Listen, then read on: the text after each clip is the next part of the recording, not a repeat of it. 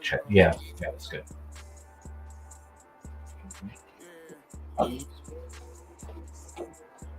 So we're live now, but we're gonna share it real quick.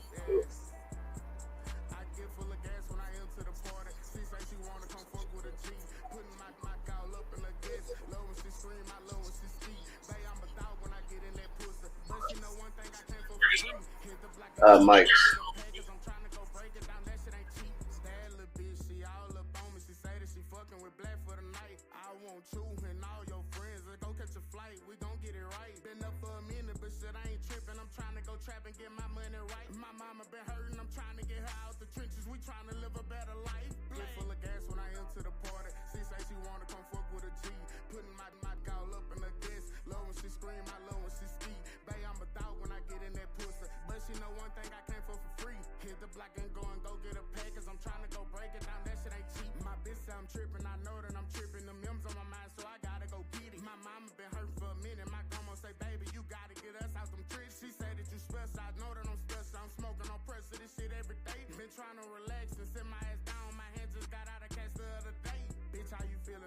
Terrific, lil' mama been staring all up in my face, but she don't know I'm on go and I'm trying to get money every day.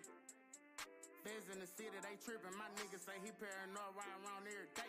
Feds in the city, they tripping. My niggas say he paranoid, ride around every day. Clip full of gas when I enter the party. She say she wanna come fuck with a G. Putting my all up in the gas. Low when she scream, I low when she ski. Bay, I'm a dog when I get in that pussy. But she know one thing, I can't fuck for free. Hit the block and go get a pack, cause I'm trying to go break it down. That shit ain't cheap. Get full of gas when I enter the party. To my Instagram. What do you want to tell Joe Biden right now? What's up, baby? Take me out to dinner. Hey, yo. Just got an awesome face paint job. What do you think? I like turtles.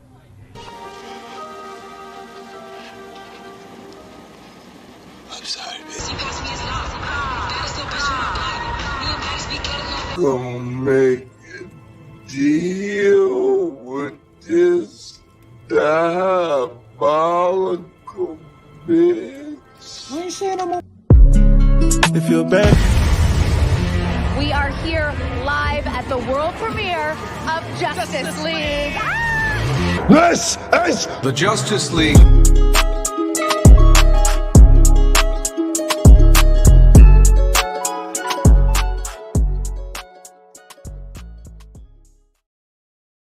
To my Welcome to episode our season 2, episode 11? Are we 11? 12. 12? Yes, sir. Yeah, episode 12 with the Justice League podcast show. Your host, Tribe, got Mr. Prince in the building. Prince in this bitch. Sorry, I'm fixing my headphones. I'm looking crazy over here. Yeah, and on this episode, we have like the one and only Mr. Terrill Bracken in the house for the first time. Yes. We appreciate you coming on last minute. Yeah, absolutely. Happy to be here. Yeah, we're gonna be talking about the fights coming up. The rising. Is that what the head? Yeah, Rising Stars. Yeah, Rising Stars. Talk about that and other things like career and whatnot. Yeah. What's up, Ty? Good to see you in here. Can talk about anything you guys want to talk about. All right, let's get started. You want to introduce yourself? Let our followers, listeners know who you are, what you're about. Sure, absolutely. My name is Terrill Bracken. I'm the owner of Fusion Fight League, MMA promotion that's been in the Billings and around the state for about the last 15 years. Just over the last couple of years, we have kind of made it my full-time venture instead of a part-time thing, and we've expanded out into different states. Born and raised in Billings, Montana, owned a martial arts school for 20 years, was a cop for a minute, done a little bit of everything. Been around the town a long time. So how long have you been a cop, and like what was the experience of being a cop? My younger years ish, I applied to be a correction officer, but my background really pass.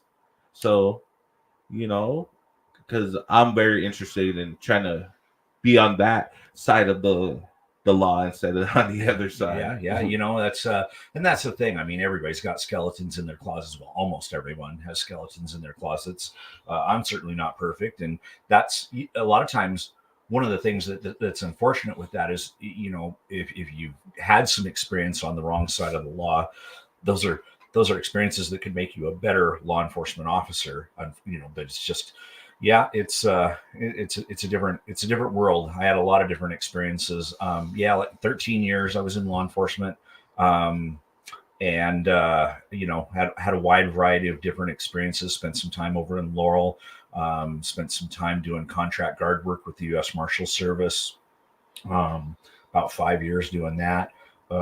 Then went over to Bighorn County and was with the Sheriff's Department in Bighorn County. And then from there, it went to the Crow Tribe to try and help them out with their tribal police department, and spent 3.5 years doing that. So, yeah, wide variety of different experiences. Got a lot of really, really good friends that are in law enforcement, here in Billings and elsewhere. But it's crazy times. Yeah. So how, like, the culture shock from working in, like, say, Laurel, a white town, to going on the reservation working on a lot of major differences. I mean, Laurel was a very busy little town, though. It had a pretty high call volume. There was a lot of stuff with the refineries and the railroad, and just, there was a lot of busy nights that I had there. But yeah, I mean, it's just different when you're dealing with different cultures, and you have to learn the ins and outs of the different cultures. Also trying to build relationships when you're very different from the people that you're working with. When I was with the Sheriff's Department, it wasn't as bad because I spent a lot of time in the Hardin area, which there's a lot of non-tribal members in Hardin. But then working for the Crow Tribe, that was, there was two different kinds of people there. People who were really excited that I was there and just really wanted to see a difference in their community, and people that really did not like me there because of the color of my skin. So I definitely experienced both of those things, pretty heavily. Yeah, growing up on the res, I saw, like, non-tribal cops come on, and they got treated different. When they would make an arrest, it would be like, you're profiling us, blah blah blah, type of thing. But you're basically just doing your job, right? Yeah, absolutely. I've obviously have a lot of friends that are Native, and there was a lot of people there that did know me, through the martial art world and things. I had a lot of people that knew me through my martial arts school, guys like Jared Stewart and his family that would come over and train with us. And so I had some good relationships with some people. Ron the Forge, really good boxer, fighter, people like that. And so there were people that knew who I was, but at the same time, a lot of people who didn't. And everybody can be guilty of judging a book by their cover. Everybody. Doesn't matter what color you are. We're all human beings, and we all see things the way that we do based on our experiences, and we're the sum total of all of our experiences. So, everybody's a human being. So. Correct. Yeah, so let's get to the martial arts. We have Rising Stars coming. I'm pretty excited for that. To see Corey Willis jump back in the cage to see what he can do. Oh yeah, and Corey's training really, really hard. Corey was going to have his retirement fight. He had that fight in Canada. It was a lot of negative circumstances for Corey going into that fight. I think that the deck was definitely stacked against him. And once he got there, I don't think they made it very easy on him once he was there. And he just had a lot of life things going on. It was a good opportunity for him. You got to give him credit for saying, hey, I'm going to jump in and give it a try. Then made the offer. And I think it was a good offer that they made him financially. So you can't blame a guy for going and giving it a shot. He's not afraid of anything. That's one thing you got to give it to Corey. He's not afraid of anything or anybody. But it didn't work out well for him. And he learned a lot from that experience. And he got a chance to think about it for a little bit and just decided that he wasn't ready to be done yet, and he had so much support from the Billings area to go and fight in that fight. I think he decided that he owed Billings maybe a few more fights. So he made the decision. He talked to me, reached out to me, and said that he wanted to fight 2 more fights, this one, and then hopefully again in December. We talked out the details and got things put together. He's got a tough opponent. His opponent's deceiving, because his opponent has only two pro fights, and he is an 0-2 opponent. But his losses, and this is one thing that people have to look at. You can't just judge a book by their cover, and you can't just judge somebody by their record. You have to look at, who are their wins against and who are their losses against? Because you could have a whole bunch of wins, but if they're against a bunch of tomato cans that shouldn't have been in there, that really doesn't mean very much. And if you have losses against people that are solid opponents that have gone on to have several wins, that's saying something. So, do you guys travel everywhere? Yeah. We travel all around the state. We're all around, Montana now. Predominantly in Montana, we do Billings, Bozeman, Great Falls, and Missoula. Those are the main 4 towns that we concentrate on. We've been to a lot more cities, but now we have since branched out. We've done 2 different shows in Wyoming. We've done Rapid City, South Dakota. We've done Boise, Idaho. Havre. Yeah. For Billings, we've done Havre, Kalispell, Helena. We've done a bunch of different towns. But we're working on expanding, and we've got some pretty lofty goals that we're working towards. Right. It's our goal. We want to be the #1 fight promotion in the Northwest. So we got Ty saying hi. Bubba, what's up, fellas? Stacy Limberhand saying hello. Steezy, Hill, Fred, Josh, Nastiness. And we got some questions for Terrill. Uh-oh. so Blake or Steezy, he said, he's Blake. Yeah. Uncle T, thoughts on Tommy getting injured before his contender fight? Oh, I had a really, really good conversation with Tommy. And, I found out what the inside deal was there. And, I'm not at liberty to disclose too much information details wise, because you don't want your opponents in the future to know what injury you're dealing with, because then they'll target that area. Some will, some won't. Some are good guys and they won't. But he did sustain an injury on his last day of training. The week before the fight, you train really hard up until the week before the fight. And then that week of the fight, you're just doing conditioning. You don't do any real contact sparring or anything like that. And, it was an accident during rolling, and it was a freak accident. But it was one of those things. Tommy still really wanted to fight. But the doctor and his coach, Tim Welch, who's amazing coach. Yeah. They recommended that he didn't, because the concern was, right now, if you hit the pause button, it's going to be a little recovery time. Do some rehab. Don't have to have surgery. Let it heal up, 4 to 6 weeks rehab time, and you'll be back at it. Whereas if you go and compete before it's too soon, you tear it apart, and then you're looking at surgery. So, he had reassurances from the UFC that his spot was still good. They very much want him. They don't. It's not like, he lost his one shot. They're very well aware of who he is. They have very high expectations for him, especially coming out, with his fight footage and how well he's fought and the camp that he's coming out of. They let him know, hey, your spot with us is good. We're just gonna have to push something out and do something different. Yes, the boys down in Arizona, Red Hawk Academy, right? Mm-hmm. Yep. Mm-hmm. I watch videos all the time of them, their little Snapchat clips of them training. I'm like, yeah, they put in work. Tim's like on top of everything. Yeah. So for people who don't know, Tim Welch was from Great Falls. He came up through the old school MMA system here in Montana, trained with people like, Leo Bercier and those guys, Lloyd Cupcake Woodard, who was a Bellator standout. And there was a really good connection between Great Falls and Missoula, the Missoula Dog Pound.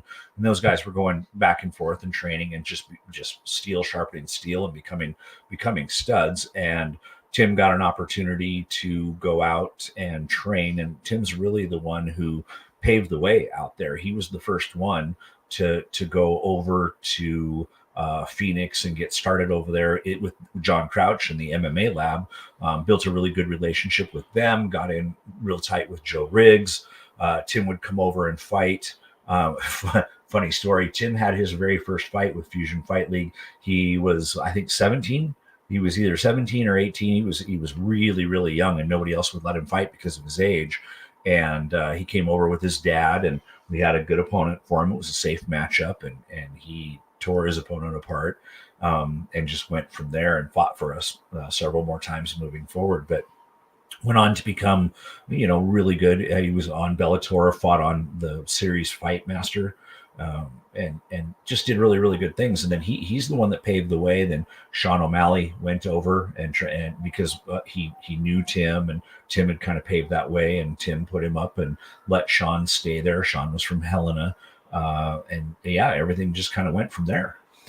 Did Sean ever fight in Fusion series? Yep. He fought. So there was two promotions. There was ICF, intense cage fighting, and then Fusion Fight League. And Fusion was working a lot with ICF at the time. We were helping with matchmaking. They were utilizing our cage, and they were strictly out of Great Falls. That was Corey Smith, 221 Industries, and then we ended up buying them out and buying that promotion. So Sean had fought for both ICF 221, and he fought for Fusion a couple of times, fought here in Billings at Metro Park, at one of our Metro Park shows. So yeah, there's YouTube footage of that out there in the world. Fought Carlos Lazoya, was a really good fight, kind of a controversial ending on that. But yeah, so Sean's fought for both of us. Hill's she's tuning in late. She says, "Who is this?" My wife. And then later she says, "Oh, that's Terrill. Didn't recognize him without the suit." Oh, yeah. Don't wear it all the time. Yes. Fred said, question for Terrill. I was wondering how he got into mixed martial arts and how he got involved with law enforcement. Okay. Well, both through my martial arts school. So I started training in martial arts in 1985, and right around 1991, 92, I was still really young. Was still a pretty fresh new. I can't remember if I was a first degree black belt or second. Got an opportunity to start a school out in Billings Heights, an affiliate school under my instructor, Mr. Park, and started teaching martial arts. And as far as the law enforcement side of it, I had been teaching. Well, first, while I was teaching, the UFC took off. Brazilian Jiu-Jitsu became a big thing, the Gracie family, and it really put the traditional martial art world on its ear. Now, I did Taekwondo and Judo, so I did grappling arts as well as striking arts. And when Brazilian Jiu-Jitsu came, though, a different grappling art was just such a different take than Judo. Judo's main emphasis is throwing, but there is, pinning techniques on the ground and chokes and arm bars on the ground, but you can pin your opponent. When Brazilian Jiu-Jitsu came about, there's no pins. It's strictly submissions. So that just really, really appealed to me because it was reality. It was like, okay, what does this really look like when it's practical self-defense? What really works and what's classical nonsense? And so we were the first school in the state of Montana. There were some people that were practicing Brazilian Jiu-Jitsu in their garage, but we were the first school in the state of Montana to actually bring Brazilian Jiu-Jitsu to Montana. We brought in a black belt that was a Silvio Bearing black belt who came, lived with me, taught classes, and got us started in Jiu-Jitsu. And from there, it spread. Our school spread to Bozeman and Missoula and Kalispell affiliate schools, and it just branched out from there.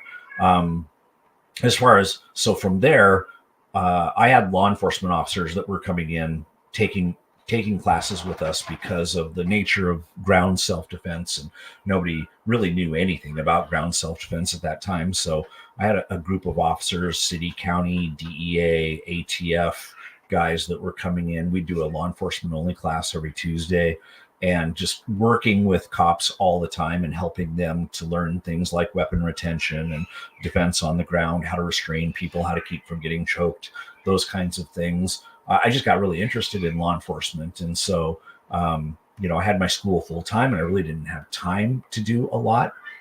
But then I eventually learned, hey, I could be a reserve officer and just put in, limited hours. And so that's how it all started. I became a reserve officer in Laurel. And then from there, I put in so many hours. I was loving it so much. And I decided to go full time.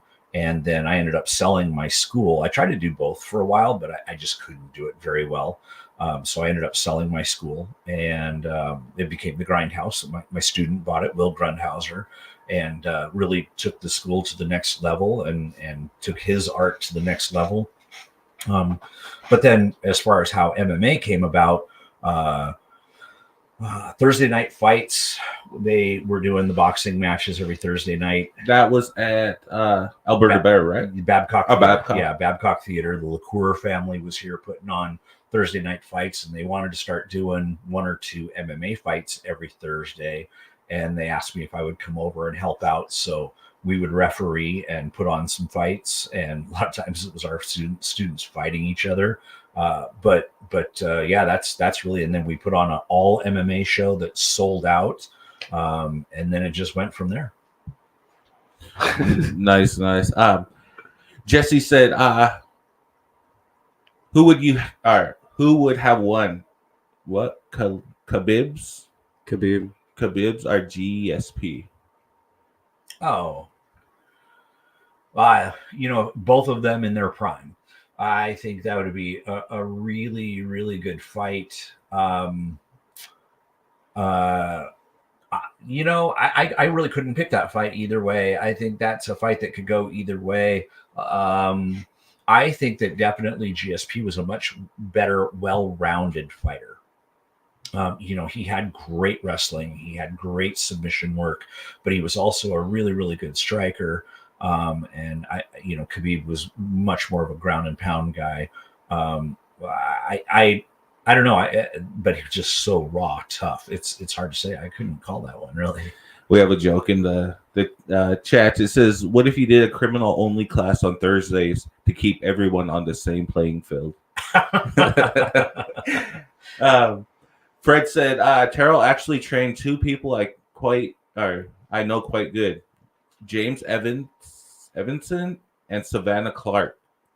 Jamie Evanson and Savannah Clark. Yep, I know them both very well. Jamie lives in Red Lodge right now. Super good guy. He was a really good baseball player. And Savannah did judo.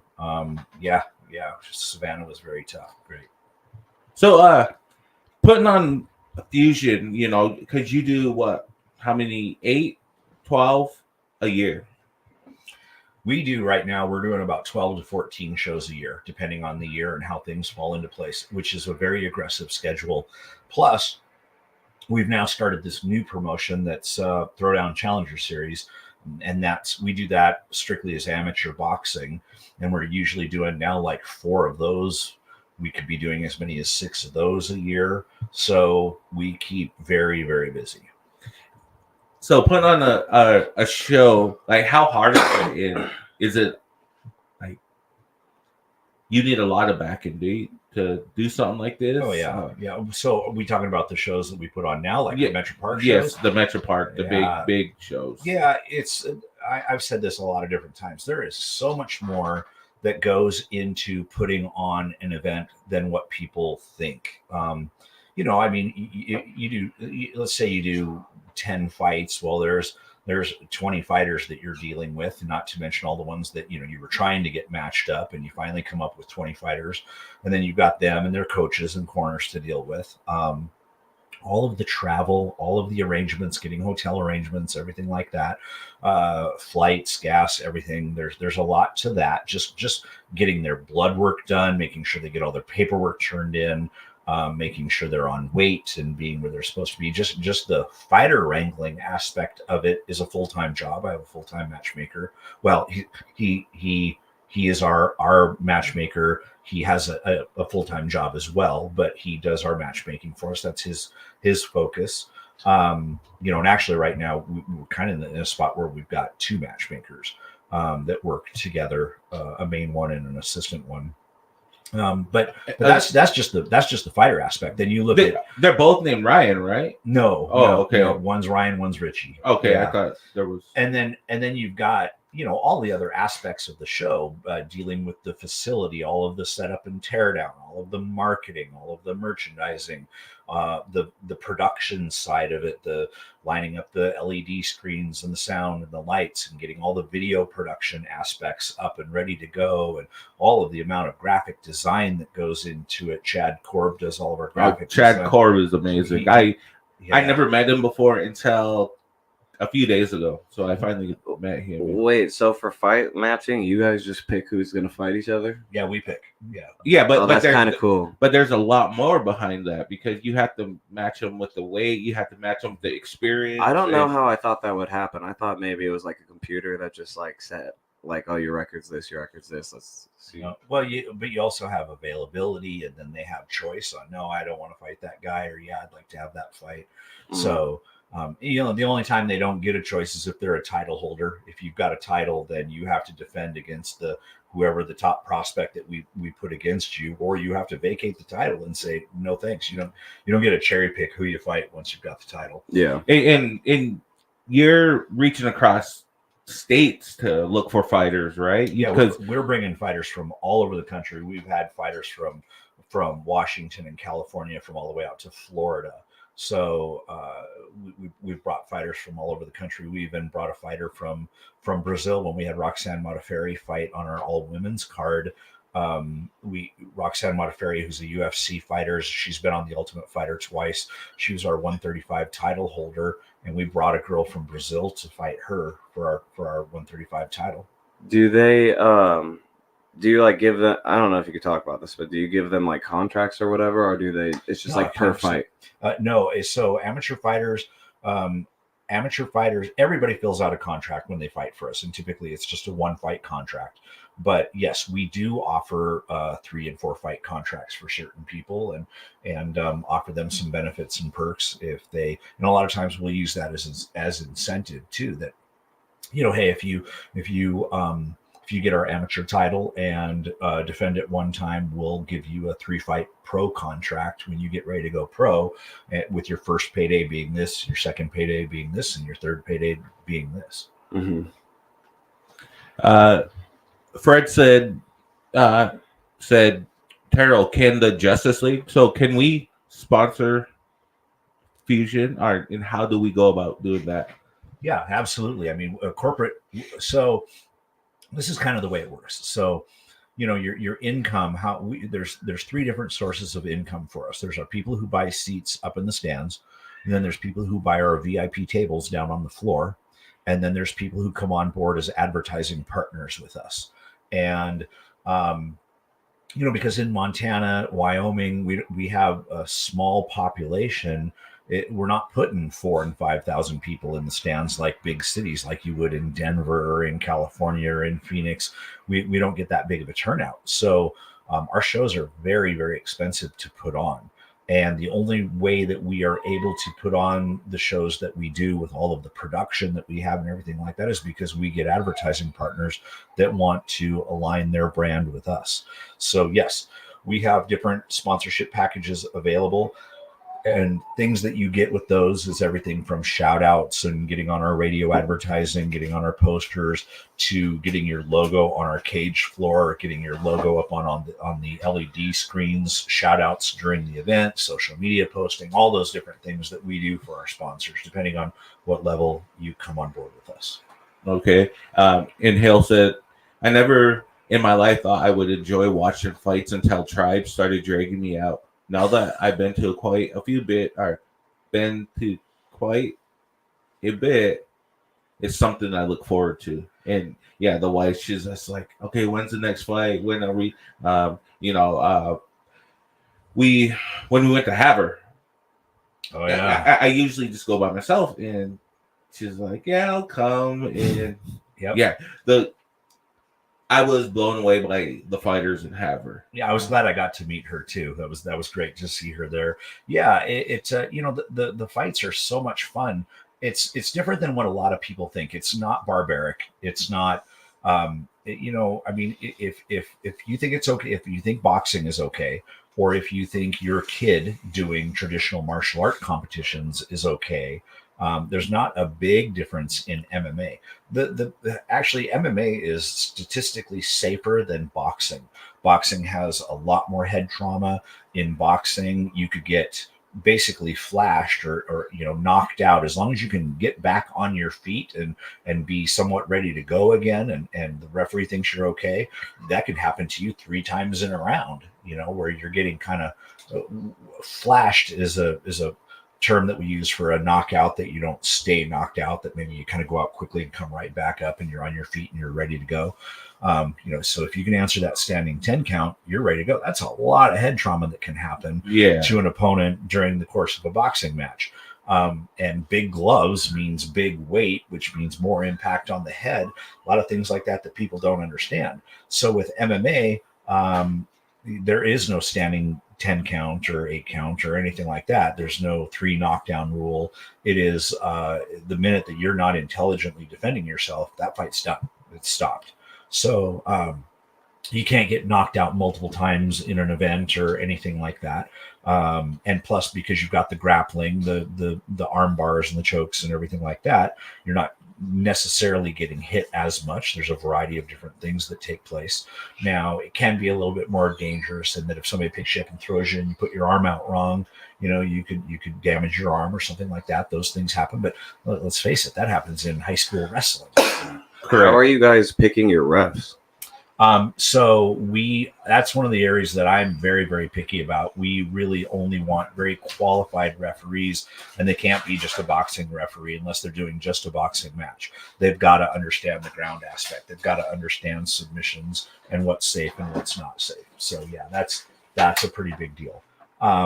Thank you.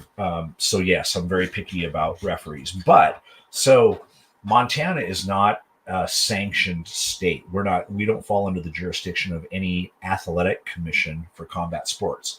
A lot of our sports are sanctioned, but for combat sports, Montana doesn't. We're one of the few states left that doesn't have a sanctioning body. So it's kind of the Wild West out here. Anybody can come and put on a fight, and nobody's looking over their shoulder to see if they're doing it safely.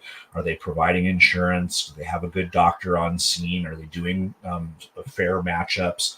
All of those kinds of things. So we have opted, and we have for a couple of years now, by choice, we bring in a third-party state athletic commission. We bring Wyoming over to sanction our events, and they're a third-party oversight. And you know, we pay them to do that, and they make sure our matchups are fair. They make sure that all the fighters are turning in their blood work. They make sure that we're purchasing our insurance, including medical insurance for the fighters. They're making sure that we're using qualified judges and referees. So yeah, that's all of those things that they're overseeing and making sure that we're putting on a safe event. Right. Yeah. I judged the fights in Great Falls. Met Will. Will was a really good dude. Very helpful. Yeah, Wyoming's been doing an awesome job for us. Then this last fight in Havre, I forgot Eric. Eric, yeah. You know, met him at the fights, talked and whatnot. Then the morning before he was leaving, he sat down with us, me and the wife, and we had breakfast and, you know, just talked. And he was a really good dude. Oh yeah, he works with UFC. He works with all the big organizations. These guys work with UFC, Bellator, BKFC. These guys have a lot of experience. They travel around and do a lot. Eric's from Colorado, actually. Yes. So, but Wyoming utilizes him on occasion, and he does an excellent job for us. Yeah. We're gonna be in Colorado in a couple weeks, and Cosmic Clash, the wrestling, and he's like, "Yeah, I'll be there too. Come find me." And so I'm like, "Yeah, super good guy. Yeah, he's a really great good guy. Just fun to talk with. One of the fighters you trained is in or not. I don't know if she's a fighter, but one of the people you trained is in the comments. So Fred said it's physically artistic. It takes mind and body operation in parallel. I don't know why I thought he said autistic. Okay, and then Savannah says Terrell Bracken was the best teacher I could ever have asked for. He helped build me into a strong, confident person. Thanks, Terrell. My dad and me are so appreciative of everything you did for us and all the time you invested. Yeah, I mean, and just really good people to work with all the time. Ed and Savannah were just always really, really great students. Savannah, she's always a very, very hard worker. Savannah, I'm happy to hear from you. I see you on social media. Glad to see you're doing good. Yeah, Savannah's not one that if you made her mad, don't let her get her hands on you, because nothing hits you harder than the floor, and she knows how to put you there. So yeah. Fred says Savannah's dad, Ed Clark, is a badass too. Yes, he is. Yes. Yeah. So what are you expecting from Billings, like to support wise? You want, because Montana is one of those people that the day of to buy tickets. Yeah, and I hate that. I hate that, because you never know what kind of a turnout you're going to get until the last minute. So being a promoter, it's like being a professional gambler. You're rolling the dice on every show and sweating bullets, because we have to have success in all three areas to not lose money. We have to have people buying those GA tickets up above. We have to have people buying those tables, and we have to have sponsors on board. And I'll tell you right now, I'm a little bit lower on sponsors than normal. It's a really difficult time of the year. It's always this way during election season, especially getting this close to the election. People are nervous and they're hunkering down, especially business owners, because they don't know what to expect moving forward. And they're kind of keeping their money tight and close, and I cannot blame them. Plus, it's so expensive to run a business right now, buying your supplies and paying your employees and everything. It is very, very hard to run a personal, to run a business, especially since COVID. Our cost of doing events has skyrocketed in this economy, all across the board, from fuel to plane tickets to venue rental to just buying supplies to everything. It's just gotten a whole lot more expensive. And I don't want to cut back on the shows. I don't want to stop doing video production. I don't want to stop doing those things, because we're really trying to go to the next level. My end goal is I very much want some type of TV deal, whether it's network TV or UFC Fight Pass. That's the reason why we're trying so hard to get where we are. So we really appreciate our advertising partners, and that's why I work so hard to take care of them, because I need them and I want them to come back. And most of our sponsors usually do. And if they take a show off, usually they're back the next show. But overall, I think people are pretty happy with the job that we do for them, because, well, for one thing, we like to get advertisers that we're going after their core demographic. We want to know that it's their customers that are in the stands for us. And I think we cater to that very well. And it's a way to get their product in front of people that, they can't change the channel and they can't, tune out or anything like that. They're there for the live event, and they want to see the event. And so they pay attention to who our sponsors are. Right. I guess kind of on a new topic, I wanted to know, so have you ever fought like amateurly then or professionally? And after the fact, when you went to law enforcement, did you ever have to use those skills in law enforcement? Yeah. I have fought, during my martial art years, I competed in a lot of different forms of martial arts and did everything from weapons, board breaking, full contact fighting, judo, Brazilian jiu-jitsu. I've competed a lot over the years. And then I've had 2 MMA fights, only 2, but I was 49 when I fought my last MMA fight. They were both amateur fights. I definitely wish I could have fought more. And to tell you the truth, it's really hard for me right now because I still very much have the itch.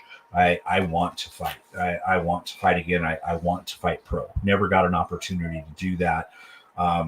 But I'm over 50 years old, and the amount of medicals that I would have to go through and pay for to be able to fight, for them to sign off on me fighting, would be pretty expensive. And I can't fight on my own promotion because that's not ethical. There's definitely a conflict of interest there, so I can't fight on my own promotion. I don't know of any other promotions in the area that I don't know who I would fight for. And you wouldn't do no like backyard raw. I don't know. Depends on how motivated I was. I guess it depends on how, if I was fighting for sport or if I was fighting because somebody pissed me off. I don't know. I guess it just depends. So doing all of this, has there any been like bad blood with like, oh, you're just for favoritism? Yeah, favoritism on our fighters and all that. Do you mean bad blood between fighters or bad blood between the promotion and fighters? Like fighters saying that you took favoritism on someone else, like setting up fights. And Absolutely. And there's some fights that we look back on that it's like, oh, I wish we could have put on a better matchup for that person.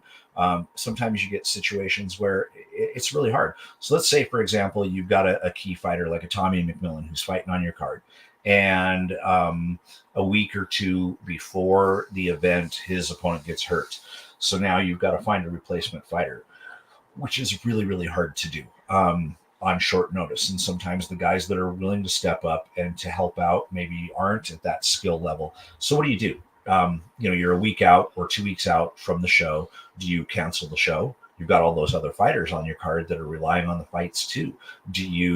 That fighter also has went out and sold his own sponsorships and is getting commission off of the tickets and table sales that he's selling. And he, as a professional fighter, is relying on that income.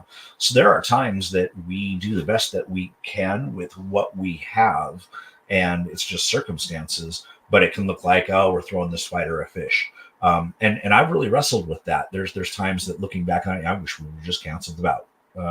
Because I always want to provide the best quality product that I can for everybody, but I have a lot of different people that I'm trying to keep happy, between sponsors and the fighters that we've contracted with and the fans and everybody. It's a lot of people to keep happy. A lot of people don't understand the MMA world. I mean, there's people out there that think that I'm just rolling in the bucks and that I'm taking advantage of amateur fighters and just different. There's a lot of different perceptions because people are working off of this much information instead of the whole story. But it's not. I'm in the process of building a business, so the vast majority of the money that I make goes right back into the organization, goes right back into putting on shows. It's why we're continually making our shows better and bigger and more video production and more screens and more everything. That's the reason why we do that, is because I'm rolling all the profits back into it to make it grow. But there's a lot of perceptions out there that aren't necessarily the case. What did you mean by fish? Because I love that you said that. We say that in my culture, but I don't think it means the same thing. A fighter that shouldn't be, that really isn't at the level of another fighter. I mean, a lot of different terms: a fish, a tomato can, a lot of different terms that get used for fighters that aren't quite at that level. So have you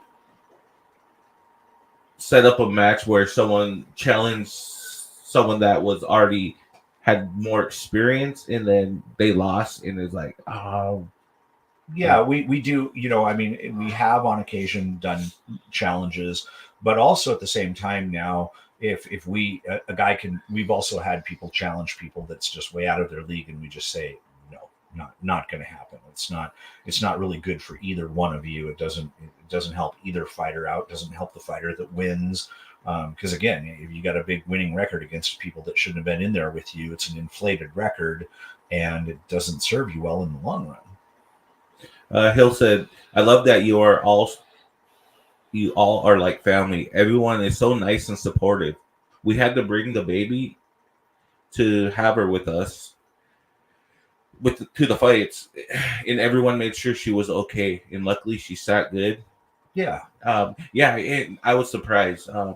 She likes to watch her brothers and all that wrestle around at home, and but yeah, I was surprised at how good she sat, and she was interested in the fighting. She also likes to eat beans when everybody else is eating cereal. Yes, yes, yes, yes. Yeah, it's a family environment.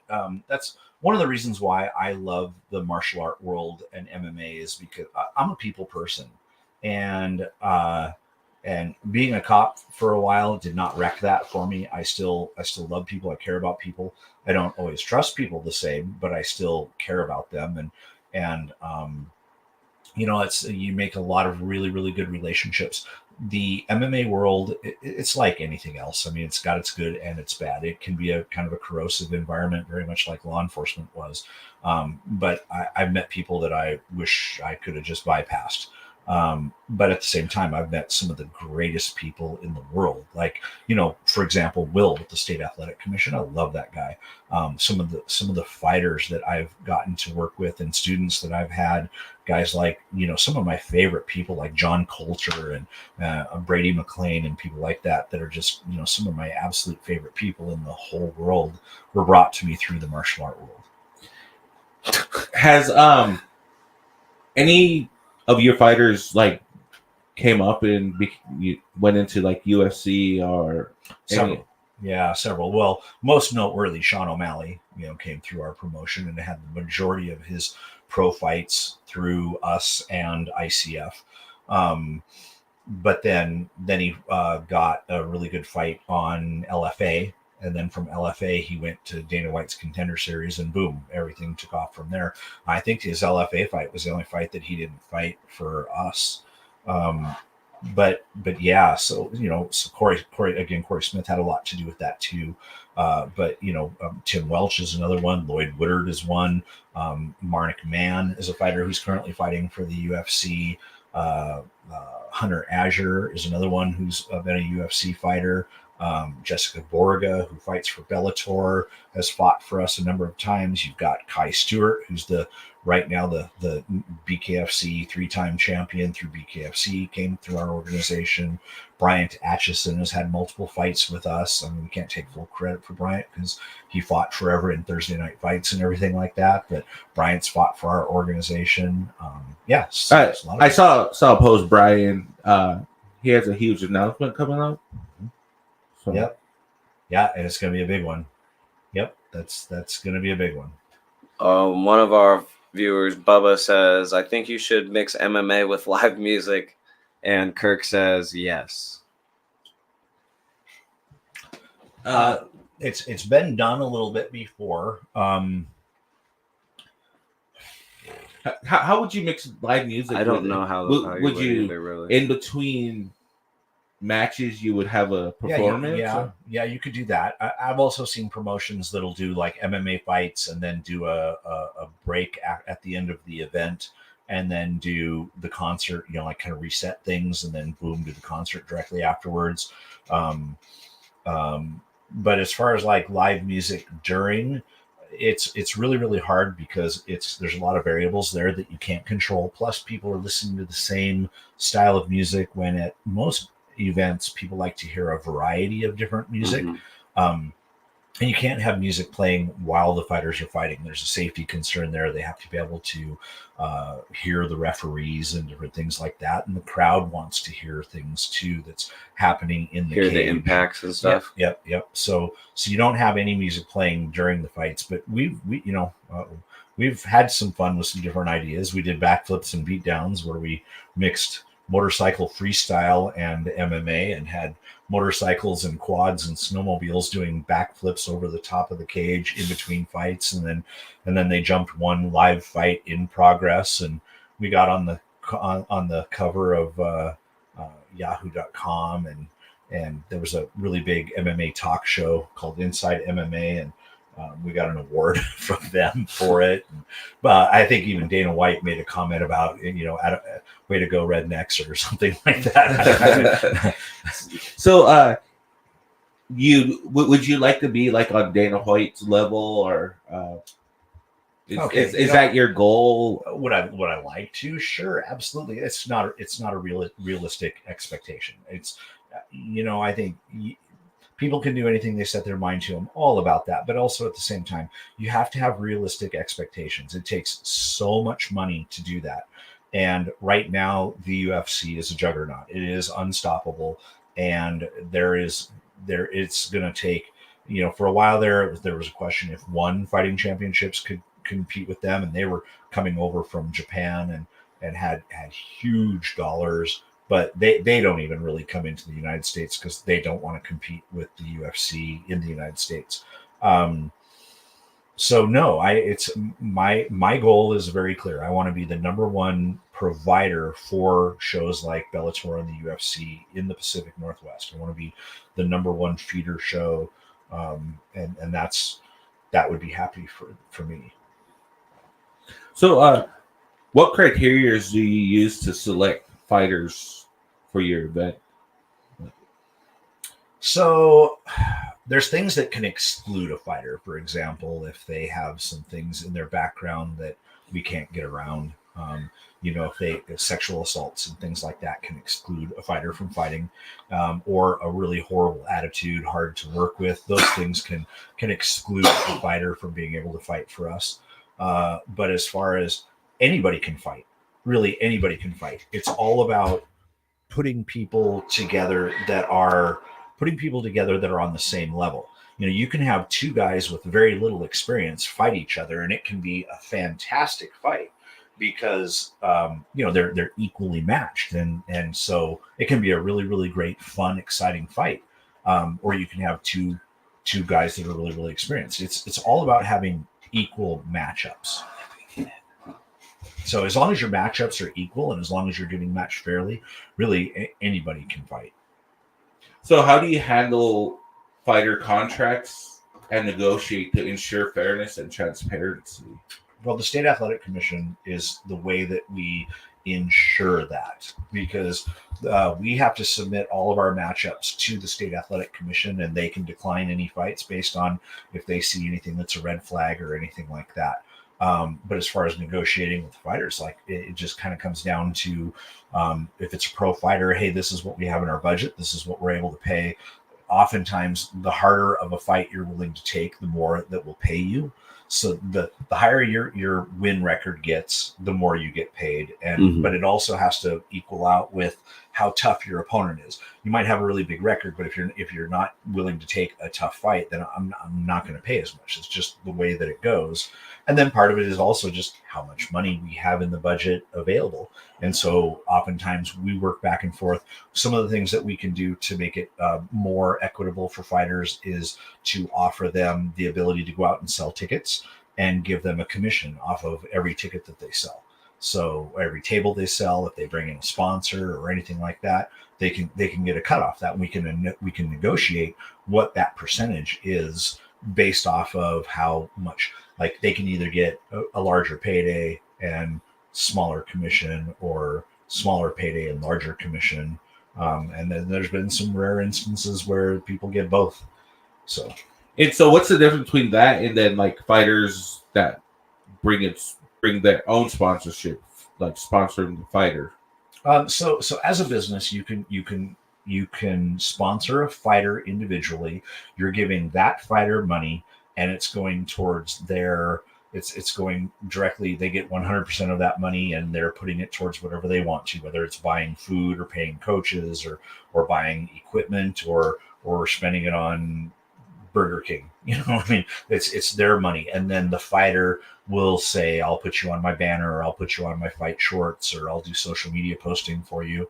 Whereas if they come to me, they're getting marketed throughout the event, and they have a visual presence on our cage floor and up on our video screens, and I'm shouting their name from the microphone and things like that. So that's kind of the difference between the two. And yeah, like what Instant Replay was brought to you by exactly sponsorship. We have a question. It says, are there amateur fights to fight into higher levels? Yeah, so our cards, our events are pro-am. So the majority of the card is like usually 75% of the fight card is amateurs, and then 25% of the fight card is pros. And you start as an amateur. We do not pay amateurs. We cover their hotel, we cover their travel, we cover their medical insurance, and we give them a great stage to compete on. And then they fight, and if they develop a good record of more wins than losses, or when they think it's time, they can declare themselves pro at any time. They make that choice on when they go pro or when they don't. Or sometimes we'll offer somebody a pro fight depending on based on what their record is. But people come to us and they'll say, well, I'm an amateur fighter, I'm a pro fighter, and then we match them accordingly. There's a difference in the rules set. Amateurs are not allowed to knee to the head. They're not allowed to throw elbows. There's no heel hooks. There's no twisting leg submissions. And then the pros, you get elbows, you get knees to the head, you get twisting leg submissions, things like that. So with amateurs, can you like knee in the stomach? Yeah, you can knee the body. Yep. All right. Fred said judging has always been a huge issue in combat sport. How can that be rectified in a subjective sport?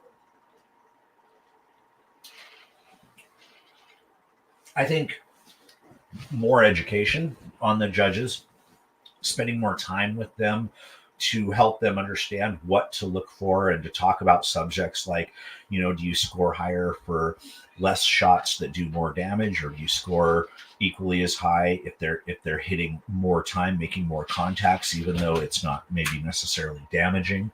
Do you score a hit that was on the glove or that was deflected? No.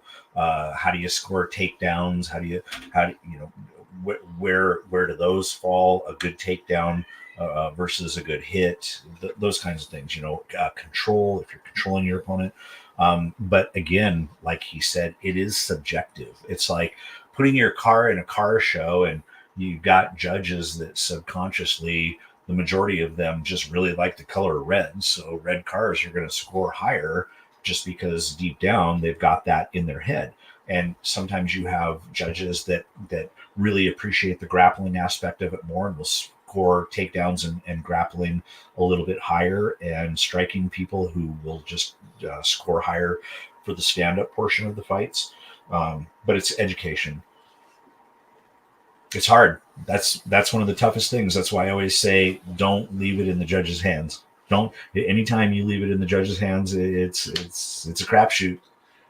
So, what do you say your view on like a good fight? Do you like the grappling, or would you like the stand-up boxing type MMA? So the striking is always exciting, and coming from my background of full contact taekwondo and stuff like that, I mean, I love strikes, I love kicks, I love a really good technical stand-up game. But because I've done so much judo and Brazilian jiu-jitsu, I love the takedowns, I love the submission attempts. I can tell you that I like a well-rounded fight. I like people who, because this is not supposed to be checkers. It's supposed to be chess. That's what makes MMA what it is, that there's all of these different elements. But you look at the strategy. I mean, if the guy standing across from me is an incredible grappler, I'm going to want to keep him on his feet. If he's an incredible striker, I want to take him down. So I love the strategic aspect and fighting a game plan. And I like a well-rounded fight. But yes, if I had to pick, I who doesn't like the striking? It's one of the reasons why Bare Knuckle Fighting Championships is taking off the way it is, because people love to see striking. Most people don't have a grappling background aside from maybe some high school wrestling. They don't understand the submission work of grappling and the positions and what they're working towards. They don't understand that just because a person's on the bottom doesn't mean that he's not necessarily winning that fight. So I like a well-rounded fight, definitely. The thing that drives me the most crazy, though, I can talk about what I don't like the most, is people that are on the ground that don't know what they're doing. They get put in a bad position, a basic position, like they get mounted or they get stuck in somebody's guard and they don't know how to escape the mount. They don't know how to pass guard. They don't know.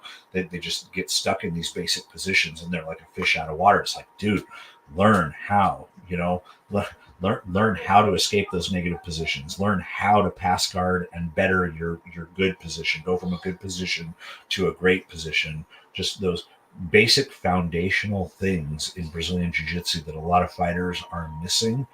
That's the thing that is like nails on a chalkboard to me. Yeah. Yeah. Hold on. So, how do you approach marketing and building a fighter's brand? I don't know if that's because you're not in. It's a phenomenal question. I mean, I'm a promoter. That's my job. My number one job is to promote my events, to promote the fighters, and it's the hardest thing that we do. It's really, really hard. My goal is to work out ways to better tell the fighter's story and to educate the crowd on who that fighter is and what makes them who they are. And we're working on some things in the background to do a better job of that. But I can tell you that marketing in Billings has been a really, really difficult uphill struggle because, there's so many people that don't listen to the radio the way they used to. There's so many radio stations. I think we utilize our social media pretty good, but I think there's more that we can do, especially telling those fighters' stories. But Billings is so spread out both demographically and geographically. There's so many a wide variety of different people that do a wide variety of different things. And, you got your country fans and just radio stations alone, as an example. So, and then also it's such a spread out city. Like there's people in the Heights because we get really good banners up on Metro Park's fences.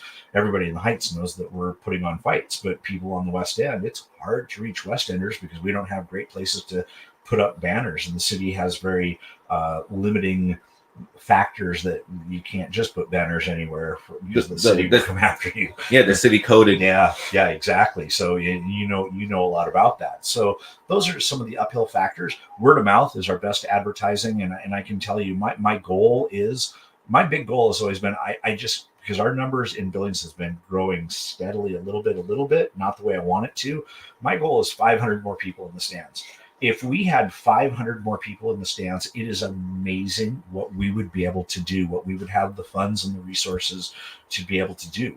And that's right now we're averaging about, anywhere from low side of 1,500 to, 1,500, 2,000 on a really, really great day. Maybe we've got 2,500 people. So getting 500 more people is just if X number of people in the crowd would bring a new friend that's never been to the fights before. We are doing one thing this show that we just started announcing, and that is for this show, 12 and under is free. As long as they're accompanied by an adult, anybody that's not included with our VIP floor, but anybody that's 12 and under, you got to have an adult with you, but come to the fights. Our show is a family-friendly show, and come and check it out. Oh, yes, they are. I brought many of my different age range of kids in, and they enjoyed it. My son that's in wrestling, he enjoyed all of that. We really stress sportsmanship. We do our fighter prayer in the cage. Our music is all radio edits, and our ring girls are appropriate. So we're a family friendly show. It's still combat sports, and there's people in the venue drinking alcohol. Can't do anything. Yes. That is what it is. But you get that. That's everything. You get that with a hockey game. Or you get it at the restaurant. They're drinking in the restaurant. Yeah. Fred said, "Can't wait to sponsor." And it's like how you guys will throw a few punches to the stomach. Or hold on, I love when you guys understand levels and the strategy that goes into fighting. It's simply amazing the levels you have to be proficient in. How you guys will throw a few punches to the stomach, all to bait the guy, then throw over. It's strategies. It's working fight game plans, and that's what makes it so fun. I mean, sometimes do you get two knuckleheads in the middle of the cage that are just throwing for the fences with no real technique, and it's I hit you, you hit me, and the last guy standing is the guy who wins? Yeah, we get some of that, but also at the same time, you get some very strategic fight. We have very good fighters here in Billings. The Grindhouse is a top-notch gym. Will Grundhauser does a phenomenal job turning out very good fighters. And, our hometown fighters don't always win. I'll address that right now. Yes. But, if you came to a show where the hometown fighters were just always winning, that'd be kind of boring. So, and credit to Will that he takes tough fights for his fighters. And not everybody is always willing to do that. They always want soft fights for their fighters. So, Grindhouse never shies away from tough fights, and we bring in tough fights to go against them. Yeah, because winning a fight, you're not learning nothing. Yep. You're building and growing from a loss. Yeah, you do. Yeah, you if you're not losing, you're learning. That's it. And it's all in your attitude and how you look at it. Definitely. It's same thing with life. We get knocked down in life. Everybody gets knocked down. We go through difficult times. But we're not losing.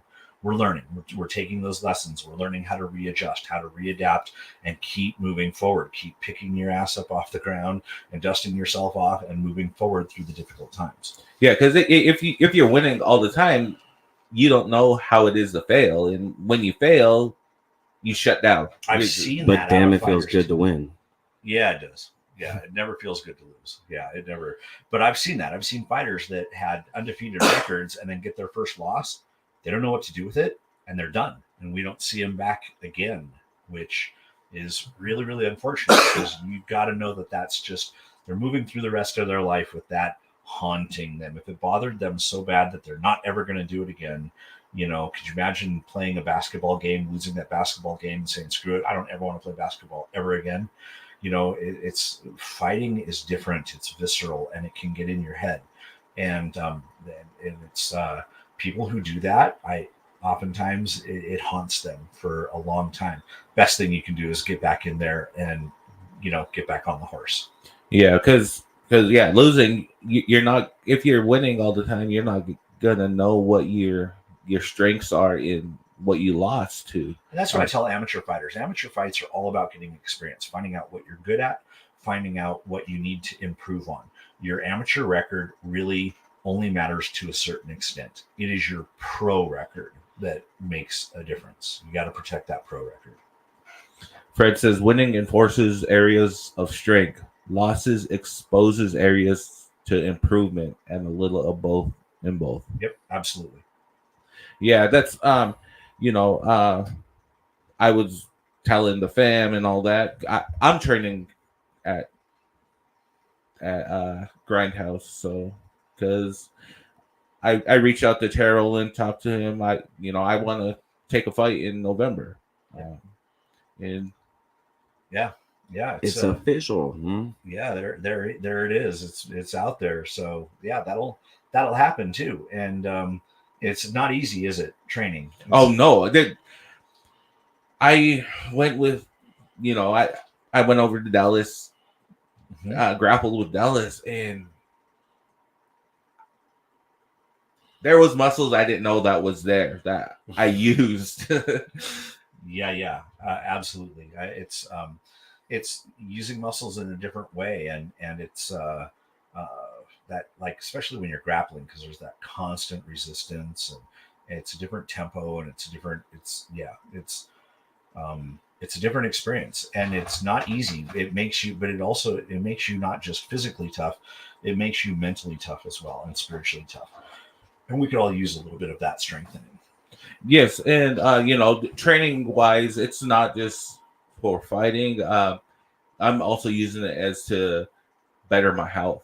Yes. Corey, I'm going to be doing stuff with a lot with Corey. Yeah, because there's all the conditioning that goes on in the classes and different things like that. It's I will definitely say that in this sport, people are fighting themselves way more than they're ever fighting their opponent. It's a constant struggle with yourself. It's a tug of war to, I don't want to work out today. I don't want to go to the gym today. I'm afraid to go in and face off against this person. I used to get severe fight anxiety, whether it was even just traditional martial arts or MMA. My pre-fight anxiety was always through the roof. And like, I had to get hit a time or two before. It's like, okay, there's my on button. MMA, fortunately, I didn't have to get hit first. It was just getting in the cage. Once that cage door locks, that is an adrenaline rush like few I've ever felt before. And having been a cop, I've experienced some pretty cool adrenaline rushes. but yeah, that was an experience. That was one of the biggest highs of my life. Stacy says Billings Elite Amateur Boxing Club, Andre Limberhan and Tylee Rodriguez and what? Adriel. Bears don't walk. Getting ready to step in the ring out here in Longmont, Colorado today. We love what Terrill does for the community. Yeah, Stacy is one of our judges for Throwdown Challenger Series, and she is an awesome coach. Stuart Strever, all of those guys, Billings Amateur Elite, they do such a good job. And we have some very, very high quality boxers that are coming out of Billings, some of the best. And so, Billings is definitely turning into a fight town again. But Stacy does an awesome job with those kids. Because what's his name? Dickie's, his daughters. Yeah. Is doing amazing. Amazing. Yes, she is. Yep. JoJo. Yeah, JoJo. She's tearing it up. Mm-hmm. Yeah. So how do you go and find like where you want to do shows in what city? Like, how do you pick that out? Well, we look at a few different factors. We're starting to get a lot more picky about is there fighters from that area? Because if we have to bring in all of our fighters, our expenses with hotel and travel and everything just gets to be so high. So we really want to pick towns that have some fighters in them or in the immediate area, especially within driving distance at the very least. Is there a good population there? Is there a good facility for us to do what we do? Is there good sponsorship opportunities or advertising partners? We start to look at all of those factors as well. Definitely like towns that have colleges and universities, just different things like that. And sometimes it's just going with your gut. Yeah. Sometimes it's we're getting invited, and it's a really good invitation. What age group do you see like the most at your fights? Because I know you said for everybody, but like what age group is the highest demographic? Well, that 25 to 65, really. I mean, it's there. I see a lot of professional business people. Our Metro Park show, we do 75 VIP tables on the floor, and VIP tables aren't cheap. Our tables start at $600. They're 10-seat tables, and it's a lot of those tables that are getting sold down there are business owners, very professional people. Back in the day, Thursday night fights, your ticket price was $15, and you got a lot of different people. Now I see people from all walks of life, from people that don't have very much money and are your beer drinking crowd, to doctors and people like that. I see everybody at our show, so there's a very wide demographic there. Yeah, last year we had Flavor Flay in the building. Yeah, because one of the fighters that we brought in was Muhammad Ali's grandson. Layla Ali was Flav sitting up there with Layla Ali. We've invited him down to the floor, but no, that's where they wanted to be. But, part of that was they didn't want to take the spotlight off of the fighter. They didn't want to overshadow their fighter. That was cool. So yeah, I didn't know Layla was there. Mm-hmm. I wasn't paying attention. My focus was on Flavor Flay because of the hip hop community. Yeah. And I'm like, yeah, she was. I would have took focus off him and on her. Yeah, because she, with the background she has with Muhammad Ali.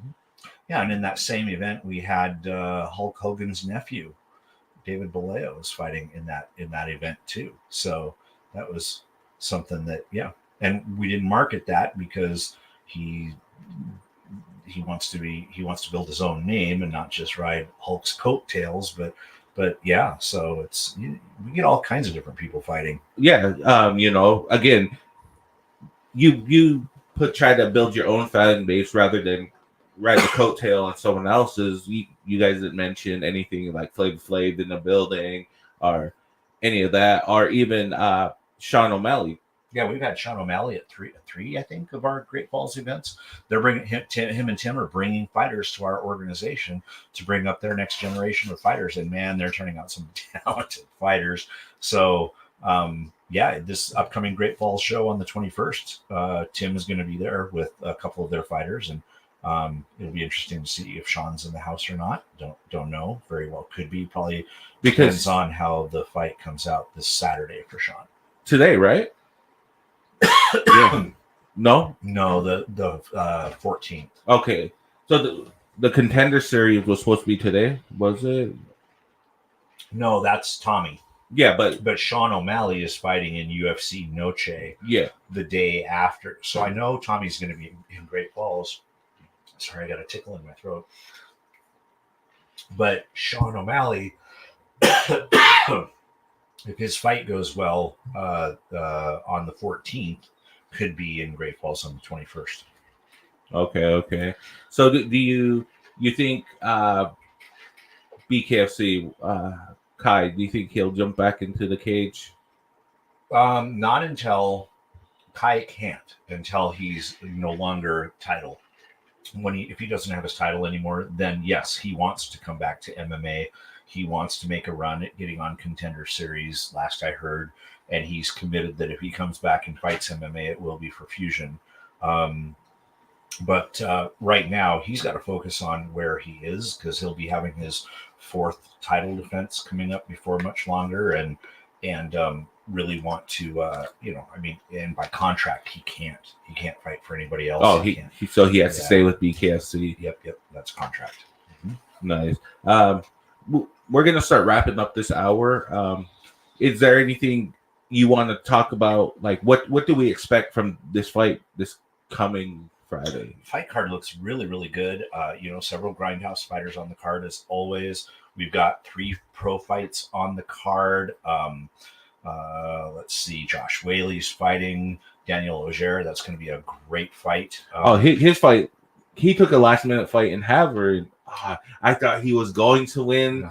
Stepping off of the couch and who he was fighting, that was pretty darn impressive. So, yeah, I think that'll be a great fight. AJ Craig is making his pro debut against Daniel Molina, and they've had kind of a rivalry thing. They fought way back in the day, and it was a very close fight.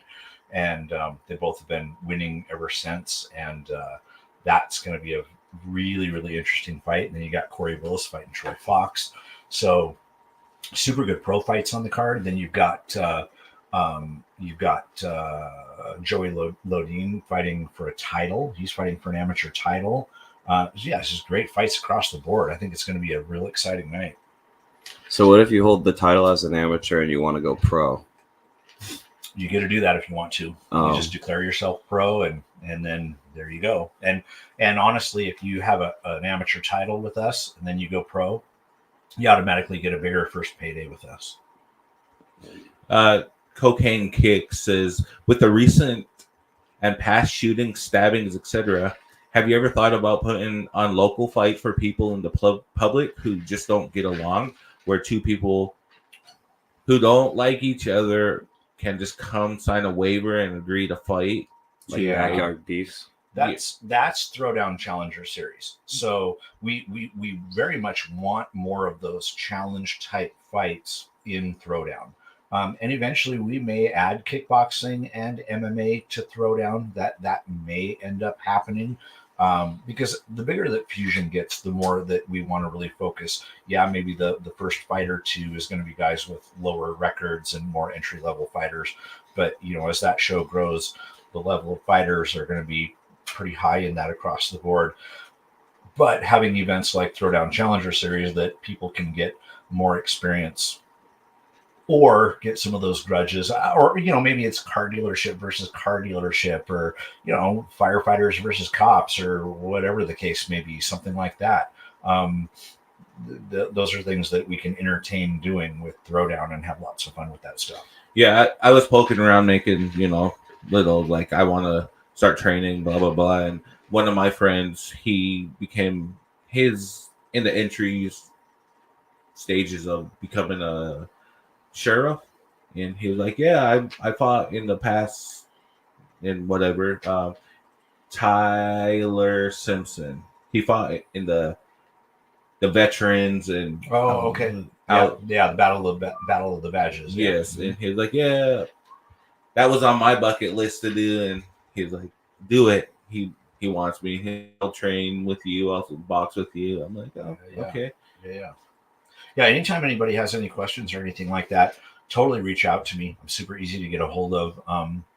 My telephone number for anybody if there's anybody out there that's interested in being a sponsor, or there's anybody out there that wants to buy a VIP table for the next event, my telephone number is 406-697-0542. Or you can reach out to the Facebook page for Fusion Fight League or our Instagram. I will warn people that there are some fake Fusion Fight League accounts out there. They've started to spring up a whole bunch. We've got 13,000 followers on our Facebook page. So if you're coming across a page that's like, 25 or 50 or 300 followers, that's a fake page. That's not us. Yeah, so hopefully we get a lot of fans from our page. We're pushing 24,000 followers. Nice. So come out, Billings, September 13th. It's a Friday. Yeah, Friday the 13th. Friday. And this come support. I'm gonna try getting Prince out of the house. He don't leave his house. I tried to talk a little bit more today, though. So normally we have guests. I don't talk very much, but I was trying to talk. So I'm gonna try getting him out of the house. You were getting warm fuzzies from me. I felt like I was an okay guy. Oh yeah, you were good. I'm not scary. I'm just little me. He got a little worried because when you said law enforcement, he kind of. No, I get that from people, but really, as a cop, I will tell you, really, most cops are inherently good, and nobody hates a bad cop more than a good cop. And cops are on guard, and we have to be on guard. They have to be on guard because of the things that do happen in society. Officers are shot in the line of duty just walking up to a car, and it happens way more often than you think, or going to a domestic disturbance, or just out of the blue. It does happen. And a cop's first job in going to a bad situation is making sure that it's safe. And sometimes that means putting people under a temporary restraint, under stop and frisk, or doing things like that, and the biggest thing is just, if you go along with the program, and if they're violating your civil rights, believe me, you will eat them alive in court, because there's no shade under the law enforcement tree anymore. The court system will not protect a cop. Command staff will not protect a cop. Those days are really rapidly disappearing. So if they do something wrong, they're going to pay for it. But at the same time, it's a hard job. But as far as me being a cop, I always believed in treating people like I would want to be treated if I was going through some difficult times, or how I would want one of my family members to be treated. And I gave a lot of warnings. So really, unless you were hurting somebody, you're pretty easy to go with me. But if you're hurting somebody, that was there was a different side of me as a law enforcement officer. That's when then I would change a little bit. And that's the way you want your law enforcement officers. That's the way they're protectors, and you want them to be that way. So it's a difficult job, though. I don't it's a reason why fewer people are wanting to be cops anymore. It's a hard job. Yeah.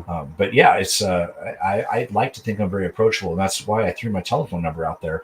If there's anybody that has any questions or has any concerns or anything like that, I'm very, very approachable, and I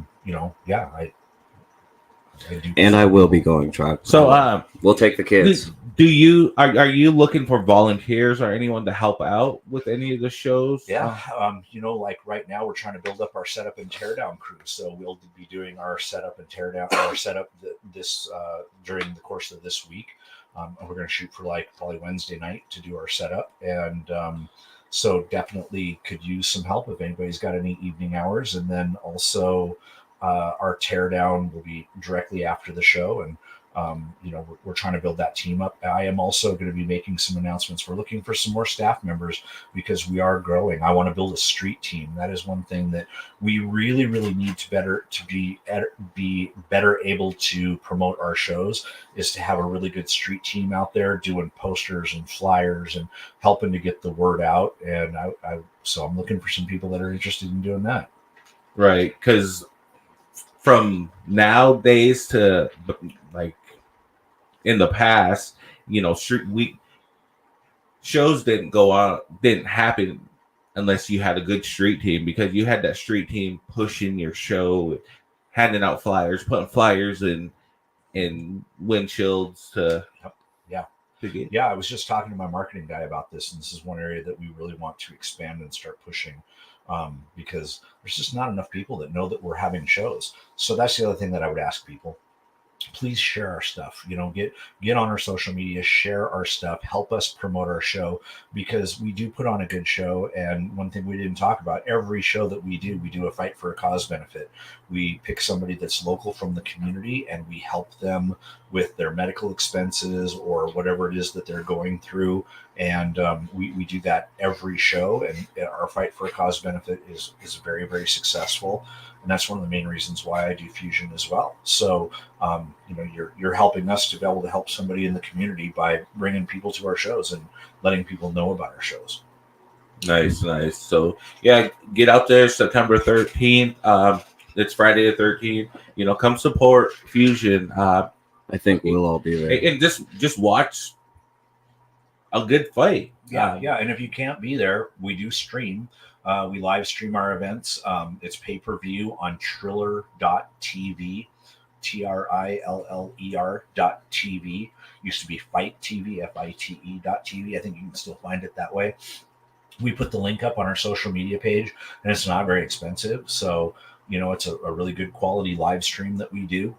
Multiple cameras, and it's a full-fledged production. We've got cage side commentators and the whole 9 yards. So, if you can't be there live, support us through our live stream. Nice.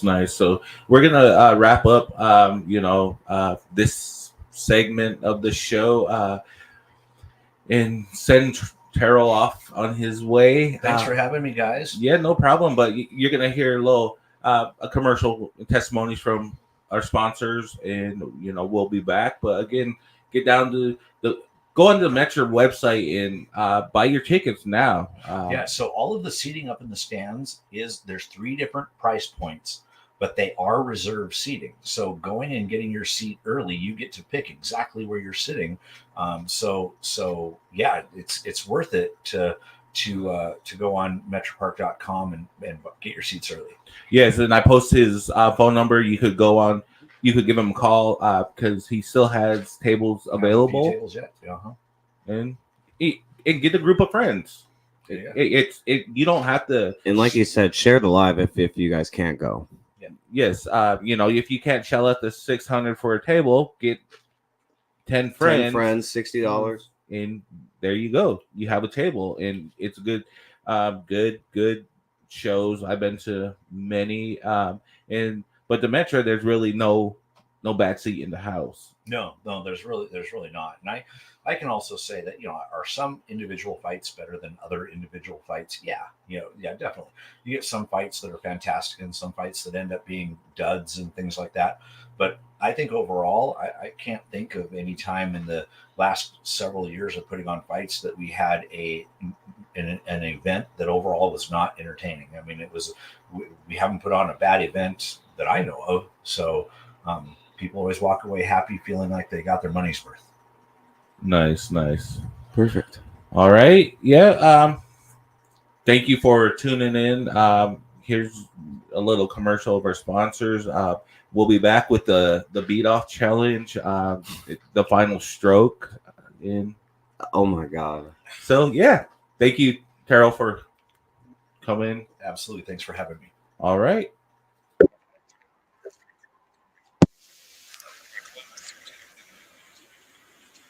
Dramatic. You need to be represented by someone like Craig Hensel. One of the things that makes Craig unique is his warmth and his ability to, instantly make you feel as if you're a part of his family, and by in turn, he's a part of our family. My name is Craig Hensel. The phone call is free, the consultation is free, and there is no fee unless I win your case. Do you want me to run this, or were you grabbing? Good, Greg. I'm a little disappointed where I'm at right now because, I just want to get more hits. And right now, if a song drop, if it's not a hit, I'm like, damn, why it's not a hit, bro?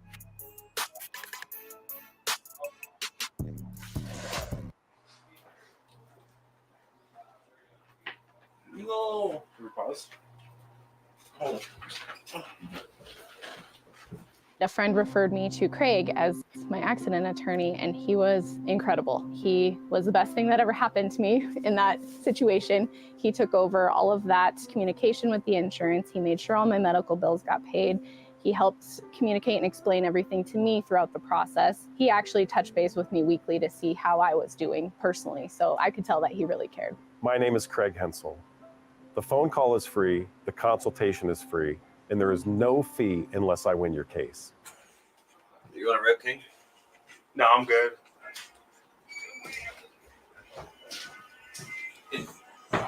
Come on, buddies.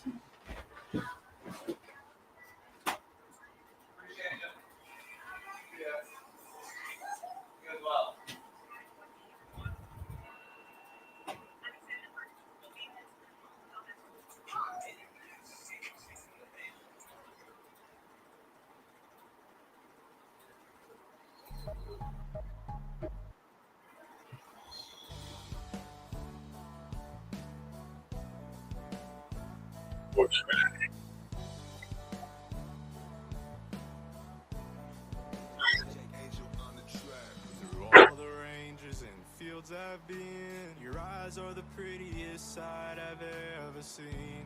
And I belong to you, but you don't belong with me. The last time I saw you was at the gas station. I was fueling my truck, and while I was waiting, started looking at you, you looked back at me. And since that moment we've had chemistry. All right, boys. I don't know how long my Ford can drive, but if it breaks, Hope you're ready to lose in it. take you on a horse ride. And I don't give a damn how far we go, as long as you're with me, girl, I got my own. We can lay all night in my truck's flat deck and count the stars while I kiss your head. And I know I'm not the brightest star you've seen, but you always shine to me. Very common sample.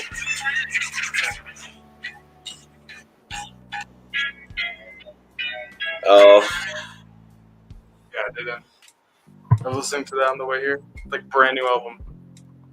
Oh, really? Oh, yeah. It's not common sample. Because I try to find the samples where no one used enough, because I go and, yeah, I go and look at this, listen to the sample, and then I go and Hype beat. You make sure. I've been at it ever since I was a schoolboy. Said you fucking with the team, you make the news, boy. You make the news, boy. Baby, we can do this. You the one I wanna pull up in the coupe with. Don't you guys just know it's crazy how I do this? Don't be playing what the scoop is. Just what the scoop is. I need your vibe and your energy. If she be rolling up my blunts and shit. I always saw you at that one trying around the bus. Like a symphony. Yeah, they didn't. Yeah, I did. I didn't want to. No, we're gonna turn it up. We're gonna turn it up. Oh, I sent you the final version. No, she ain't good for me. Sorry, little baby, gotta go. She been fighting all the demons, but I see her at my shows. But I got it on my mental, I'ma keep it on the low. Sorry, you can't know that. I got some places I gotta fix it. You gon' switch up on me, girl, I need my clothes back. Baby, that's a bold. You want me to message Jesse? Tell him. I've been smoking on this smooth joint. Girl, you're rocking with a legend for the cool boy. I've been at it ever since I was a school. We need to get Sonny on if he's gonna actually act right. He's been making good music. Baby, we can do this. You the one I wanna pull up in the coupe with. Don't you you at, just know it's crazy how I do this. But I know how you feel about him. And he's still got a good sponsorship. That'll work.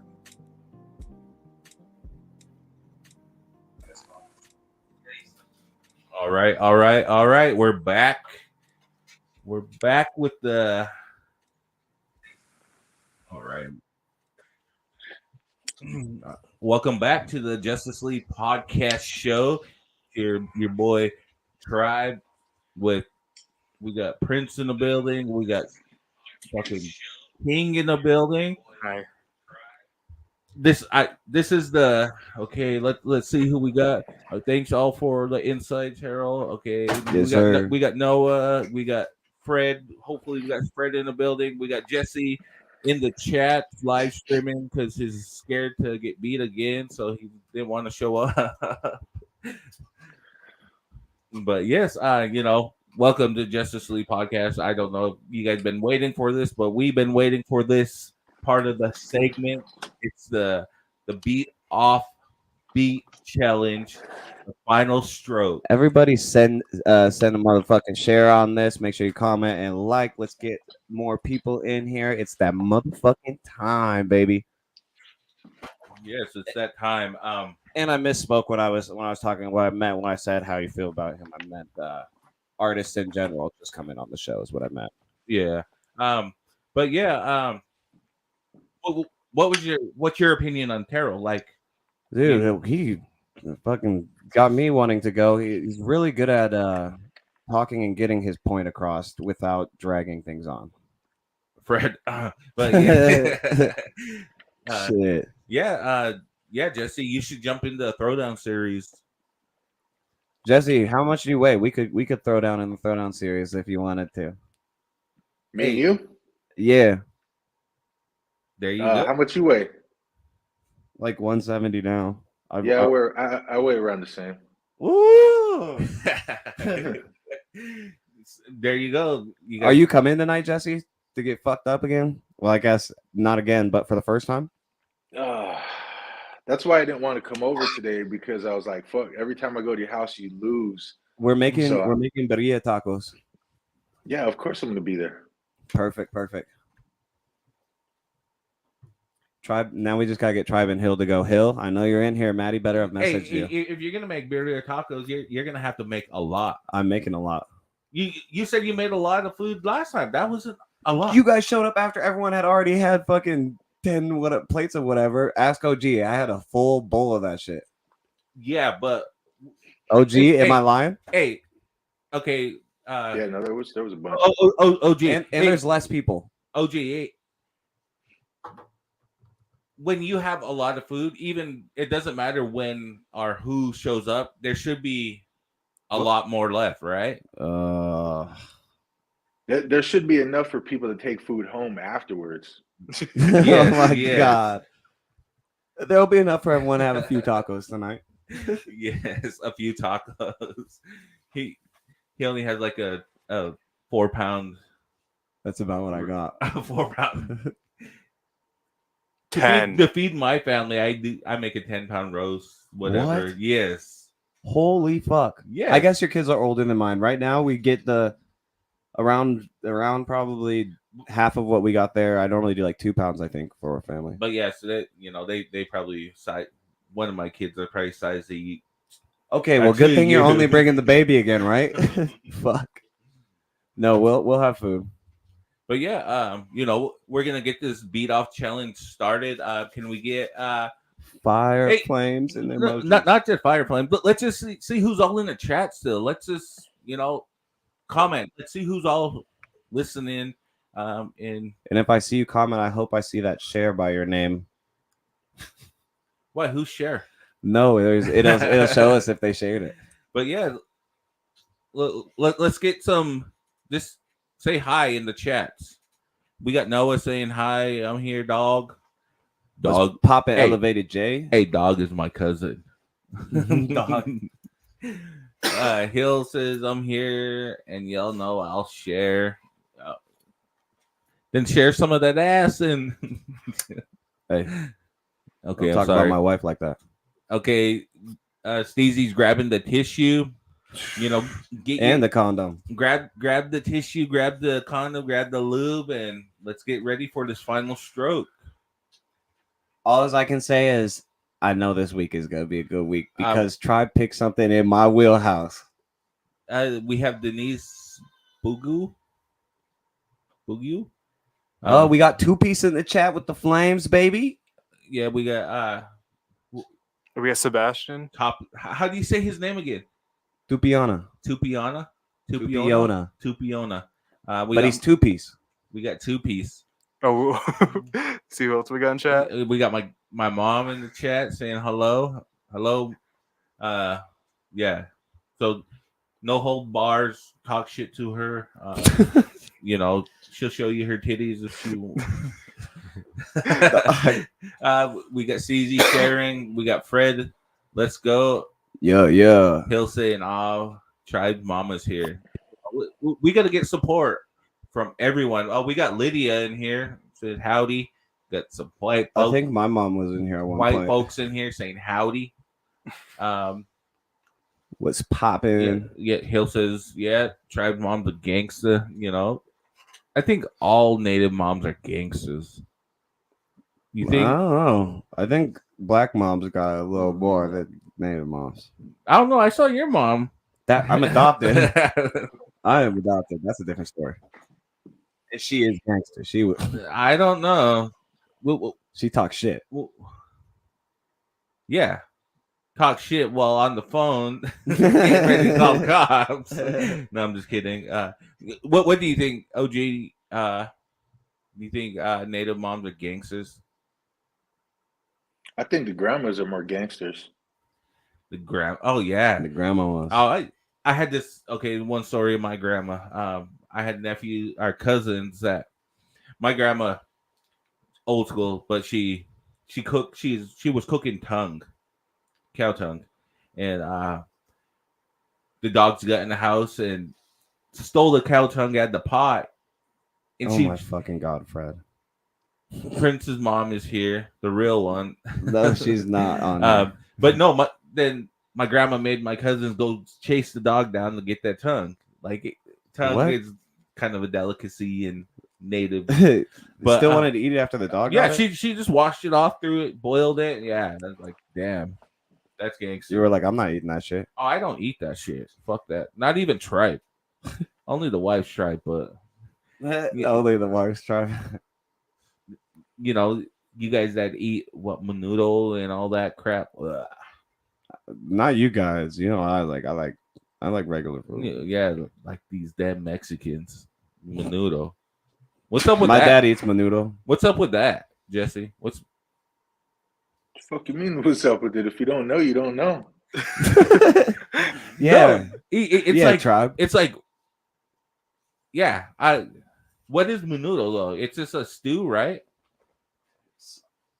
It's like the stomach lining of like a cow, and then like hominy, and you kind of like you gotta clean it really good though. So if you get like a bad batch, which most people do, then you probably won't like it almost forever. But if you get like a good batch on your first time, you'll love that shit. Yeah, I don't know, when my grandma boiled tripe, it stank. It stank the whole house. When I mean, like, so they do the same shit like in like the native homes, but it's called something else, but that shit is gross, bro. They don't clean it out, and it comes out looking green, so it still has like the shit in the. Yeah, it's not the same. Sick. Play the fucking sample. You are making me sick. No, but the smell in the house from boiling it, dog. I just got. I went out there to take another couple rips off my joint, not to be in here envisioning this. I was ready for this beat off. You ready to get your stomach turned inside out? From the burrito tacos, hopefully they better be good. I'm making them. Yeah, what do you mean they better be good? You're the one making them. They're amazing every time. I'm saying try better actually get here to eat them. Yes. So let's get some flames in the chats on who's all here listening, watching. Yeah, bitch. You're gonna make young Prince cry. If you don't put no flames in the chat, he's gonna cry. You don't want to see this little emo kid cry. The hair is gonna go down even further in front of his eyes. Just get him. Some Come on. flames. His girlfriend broke up with him last week, so let's get some. We need some flames right now. She cheated, guys. Way different story. So the story has fucking evolved. Yes. Yeah. We need it after the beat challenge. Everybody give me some flames. All right. We got. Please put flames in the chat or I'm going to start crying.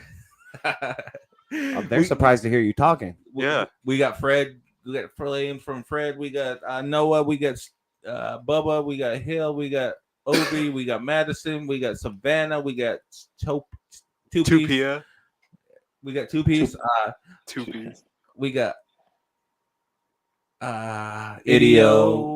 Elevated J. I just saw we got Steezy. What's it? Big Drac. We got Christian Wilson. Who? Oh, Young Quill. Young what? Young Quill. Oh, I don't know why I don't remember. I made a cover art for him. So, and you like the song that was me, him, and Noah. That was him that was in that first verse. All right. So what's he? All right. So let's get this beat off started. You know, grab your tissues. And yeah, let's get it. You know, it's the beat off Justice League, the beat off challenge, the final stroke. And y'all, I'm gonna make sure that I'm covering my mouth with my hand this time so you guys can't see me smile because they fucking said last time they could tell which one was mine. Yeah, it's those little subliminal. Oh, yeah. Hey, and it's not vodka like Hill thought it was last time. It's just Fiji. Why did you change from Essentia? Well, when I went to Sam's Club, they don't have Essentia, so I had to grab these little Fiji bottles. So I still got Essentia though. All right, so we're gonna show you the sample that they had to flip, and we'll get this started. Get Hulu Plus Live TV now. Take control Now of that how we you do this watch. here, I just get We've got you covered. premium for YouTube.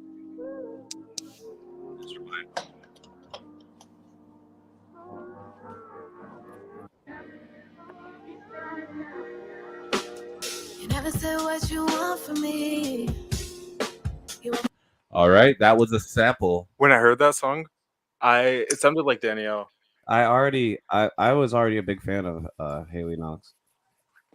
Yeah, when I first heard that, I was like, this is like a beat that Mike is gonna do good on. All right, so Tribe knows. Let's see if he could gain a placement in this beat challenge.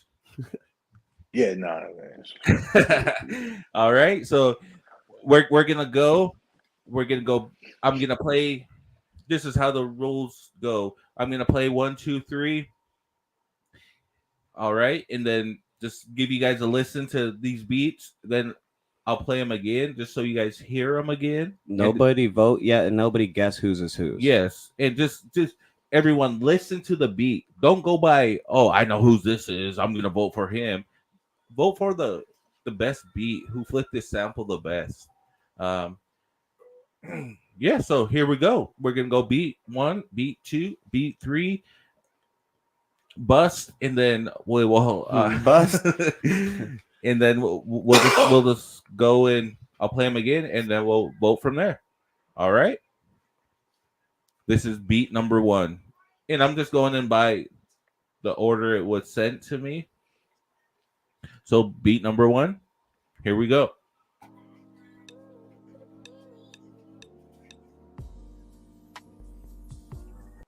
Oh, hold on. I need to turn the volume up a little bit. All right, this is beat number 1.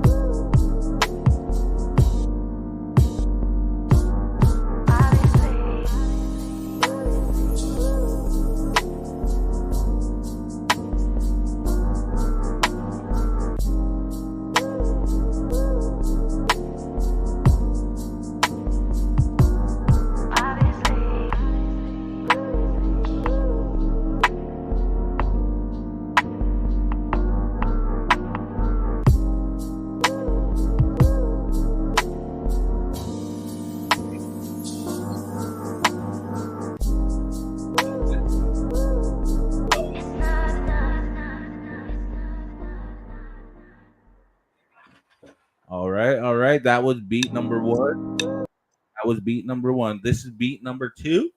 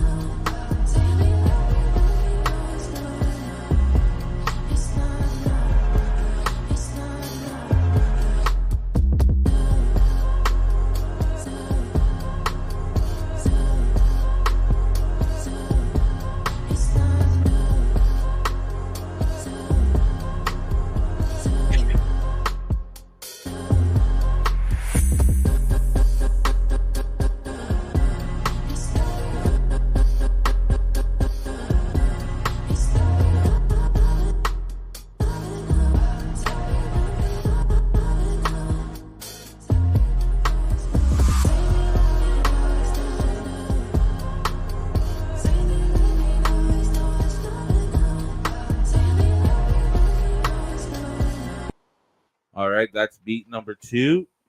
This is beat number 3. But before we get to beat number 3, we had 4 contestants in the beat challenge.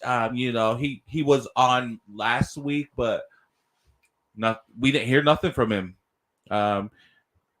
Yesterday, I was just sending out final reminders, and boom, he dropped out. Like, what's up with that? Like, fuck. Keeps happening. This is the second time we had someone enter the challenge and nothing. They're scared of you guys. All right, here's number 3.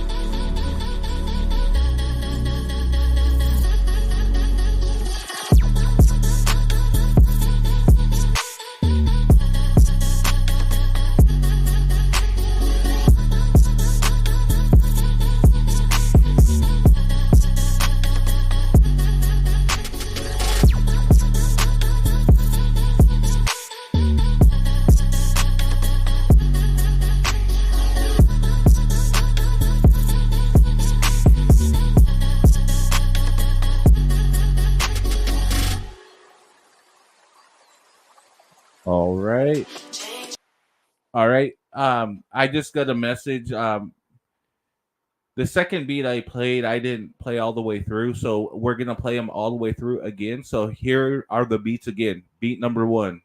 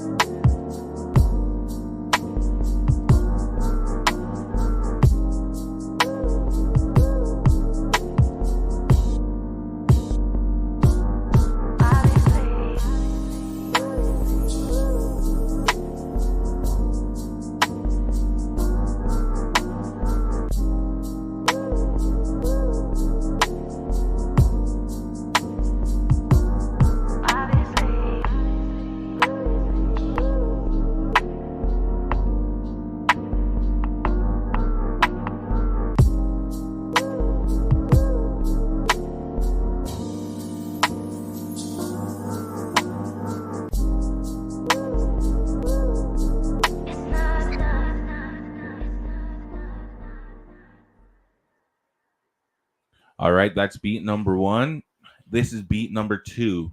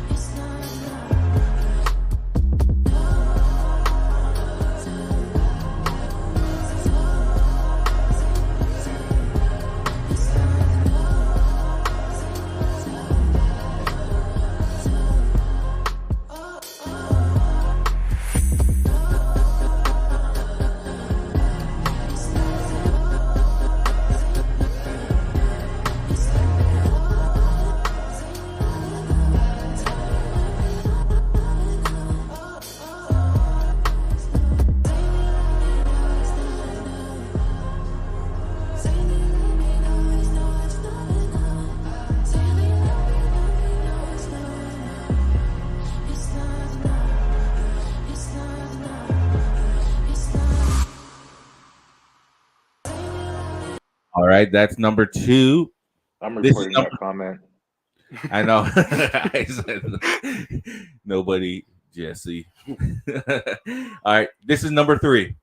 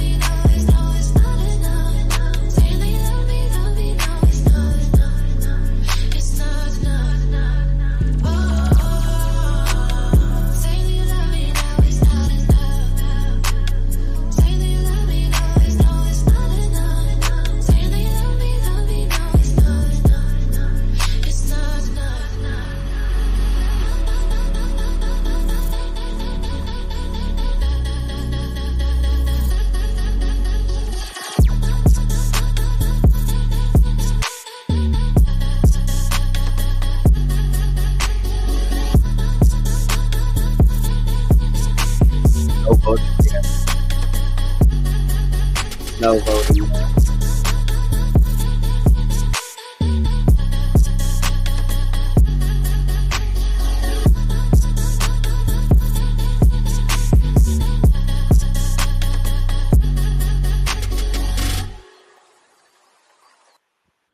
Ooh, that's a hard one. That is a hard one. All right, let's get ready to vote. I'm not counting these votes yet. So here we go. The voting starts now. I'm gonna leave it open for 1 minute. Yep. All right, let's go 2 minutes. Let's leave it open for 2 minutes. Voting starts now after my post. Let's go. 1, 2, or 3. Put 1, 2, or 3 in the chats. This was a hard one. And now we wait. Okay, let's hear from OG. Opinions on all 3 beats. So I knew I was gonna lose this one, and I purposely did. Oh yeah. No, like literally purposely did. and I did this shit like really fast, like just because like we keep having people drop out. So like I wanted to kind of bring this up, like that try to jump in this whole, the beat off is like they're dropping out and acting like they don't got time. So the one I did was literally like 5 minutes. Like I literally it was nothing. So for anybody that has an excuse of how they like if they want to jump in and they can't do it, like I purposely lost this one. I purposely did what I was like just like threw something together really fast. I didn't even use any like I mean like I'm sure you guys know which one is mine at this point. Hold So on. like So everyone, it's just 1, 2, or 3. Don't be like, but I choose 1, 2. We're gonna go into that after the voting. So just 1, 2, or 3. Don't only vote once. I don't see 20 votes. Let's get those final votes in, everybody. So yeah, and then also with the other ones that aren't mine, I kind of have an idea whose is whose, but like both of those were like crazy. So yes, Kirk says easy to tell. Yeah. All right. Yeah. So your opinion, King, what do you? We all kind of went a similar vibe. I feel like it was all very slow R&B ish for all of them. More softer, I guess.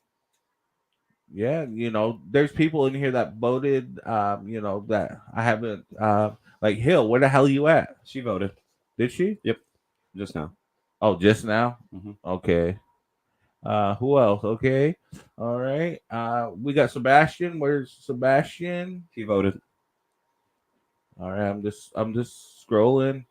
Those votes came in quick, so I'm just like, yeah. Any more votes? Any more votes? This time is up, basically.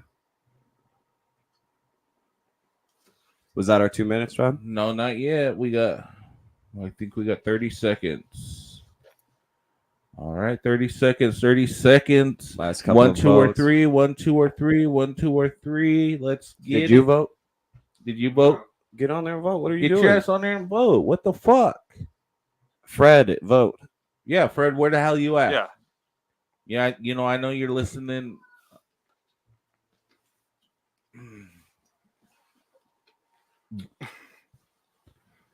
All right. He's putting this in right All now. right. Yeah. Like Idio said, slacking. I know. I'm How a could slacker. How could you not vote? I'm That's a crazy. slacker. Oh no, Fred. Fred's a slacker. Yeah, how can Fred not vote either? What the fuck is this? Silent Bob on the couch, bro.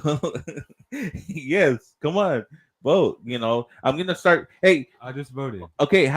How do I encourage you to talk? Like, should I say you can't come until you talk? Encourage me with food. You didn't talk at all when you were eating those wings. Yeah. So how will I vote, Fred? Vote. Yes. So how am I gonna encourage you with food when you'll be too busy eating? Yeah. After. All right. Fred's saying sorry, but no vote. No vote yet. Supervisors here. We just need you can't type 2 messages, Fred. You could have just typed 1 number. Yeah, that's what I said. All we need is a number. Okay, we're gonna go to that, but yeah. All right. If you talk, I will feed you at dinner. Okay. All right. Fred says 3. That's a minute 30 over, but yes. All right. Clear winner. The undisputed. Hold on. There's another. But all I can say is I got a vote coming in. There you go. Cocaine kicks history. All right. Drum roll.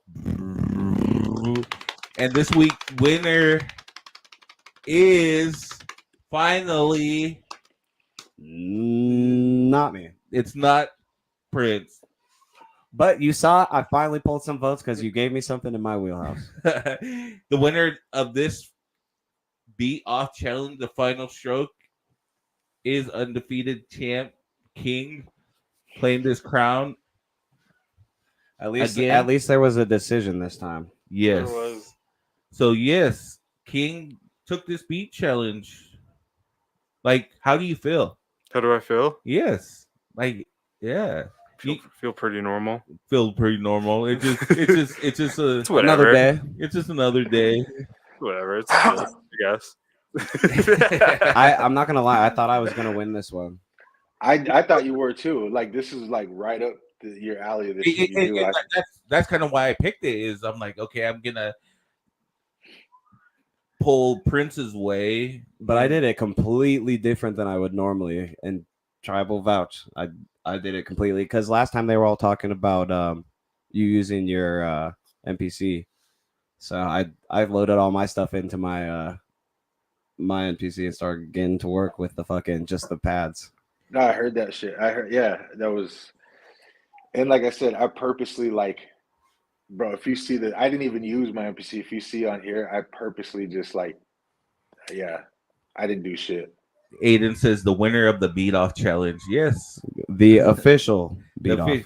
Lydia said, I thought Prince might have had this one. Not gonna lie, I thought too. Hill said took the beat challenge by the balls. You know, he just full grip that shit and just like, you know, took it all the way. I will say the beat number 2. Like I got the full effect once I heard the whole thing, and then at that point, like my mind was like, I was like, okay, I don't know what to do at this point, like to pick 2 or 3.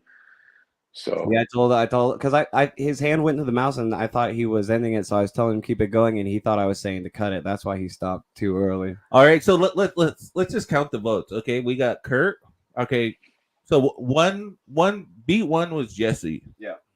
Beat 2 was Prince. You got to count them on your hands. And again. beat 3 was King. So let's get the tallies up. So we got Idio saying 3. Are you? Hey, you okay? Idio saying 3. Ty saying 3. Christian saying beat 2. Obi saying beat 2. Noah says 3. Sebastian saying 3. Aiden saying 3. Bubba saying 2. Lydia said 3. Heather saying 3. Okay, hold on. This is Idio saying which one used more of the sampling. 2-piece saying 1. My mom saying 3. Solina, yes, I would do like 1, 2. So Madison saying 2. Steezy saying 3. Obi saying 2. Absolutely clear for me. Oh, he had already voted for me. Okay, Hill saying 3. Maria saying 3. Vida saying 3. Romeo saying 3. Fred said 3. Cocaine Kick says 3. Oh, Madison did say 2. Yeah, I said Madison. Oh, I didn't put my finger up. All right, that's it. What was your tally? 15. 4. Cocaine. Just 1. Let's get to some of these comments. Okay, yeah, let's get some of these comments. Hey, Noah said, "Hey, good shit, boys. Y'all did your thing on each of those beats." Christian says that number 3 more dubstep is slap. All right, it slaps, but I just feel like it's more of a dubstep song rather than a beat someone could just hop on. But props to everyone involved. Hella talented on this stream for sure. Our talent, yeah. He'll say it was a hard vote, and I agree. Kirk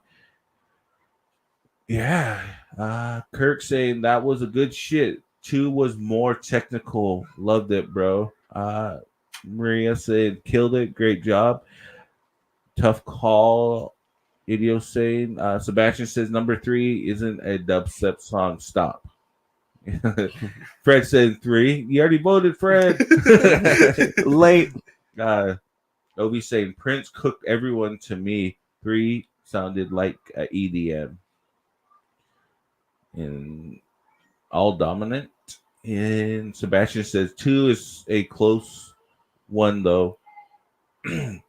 that way that both are the way that both 2 and 3 made use of the vocals in the sample was super catchy. And when I heard it driving up, I'm like, fucking Yeah, Tribe got here and told me they're the same. yes, they're the same. I'm like, fuck. You know, we're in the same generation, and some of the stuff we do might sound similar. You know what I mean? Yeah, mine was very inspired by Clams Casino. Who the hell's Clam Casino? Underground producer. Okay, yeah, this was a good one. I see that Jesse stepping out of his realm and making something different. It's I like the build up to that beat where I thought a drum was gonna drop, but it was just straight. I'll show you. It went straight in.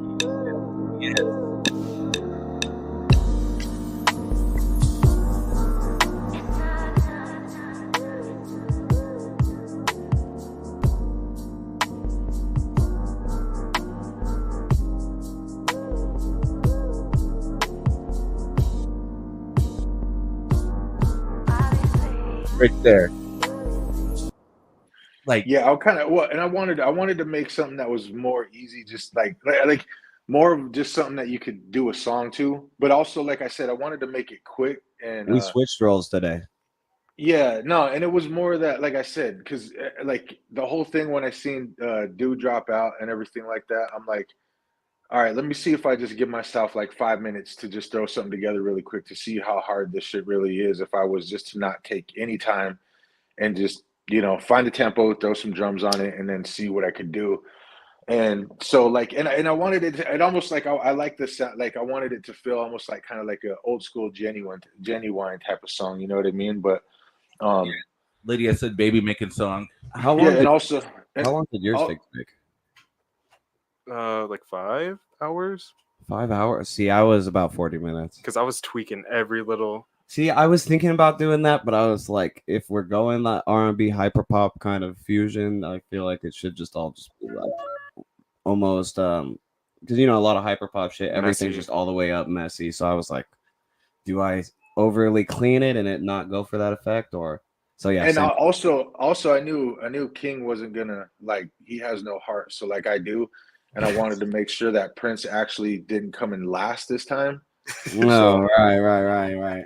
I mean, but yeah, and listen, you can tell, like, and obviously that's actually a good lesson, I guess, for anybody else that wants to make beats and shit. Like, you said you spent how many, like 5 hours on yours, and then you spent 40 minutes, and I spent like 5 minutes, and you can tell the difference in all of them. Like, the shit takes time to make, good shit. I mean, it can come out good, but the more time you take and the more stuff like that, like I guess that's kind of a good lesson for people to get to. Is the fourth producer? Is he still making his beat, or is he still trying to? Oh, what went on there? Oh, that was someone I vouched for too. Yeah, you were all happy about it, and I'm like, all right, this guy better, put in work. Even with, this. There's plenty of time to make them. I make them the last day, but the people for producers that are want to be a part of this in the future, there's a whole week to make it. Don't make it the last day. The only reason I do that is because I can, and we do the stuff here. I have to be prepared. And this one, because we weren't getting, last week was going to be the final one. But this is the final one until we, I was talking with Hill.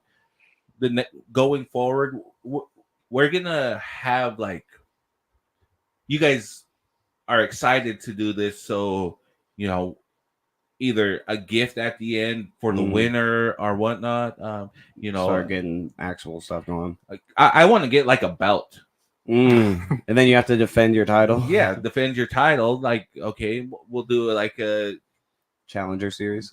Challenger series, and okay, we'll bracket this out, and the winner gets a belt or a fucking like a Super Bowl type of ring, something like that. I was thinking this. The competition is also really humbling. I don't know if maybe for Jesse because he's been winning as well, but for me, just having a big name isn't everything. So I got to step up my craft too. That's what this has taught me. I've been messaging Tribe probably after every single one. Bro, I'm what I'm doing wrong. Hey, I'm kind of upset about this because we've been told we're getting a country beat this whole time, and it never fucking got one, bro. Like I've been wanting a country beat this whole time just to see Yeah, that would be. and last week, I was gonna do a country beat. I keep saying that, but this time I was going to, and I already had this beat. I had 2 more beats already picked out for the upcoming ones, and I already had this. And I'm like, How did you find the Haley Knox sample? Because I thought I was like the only person here that even knew who she was. same place I found all my other samples. Can't give away the sauce. Yeah, you can't give away the sauce. I know you're not out here listening to her music though. Where does anyone find music? YouTube. No, I'm just TikTok. wondering how he TikTok. fucking found that one. I searched for days and days, hours, Just listening to new stuff, or you already knew that? listen to.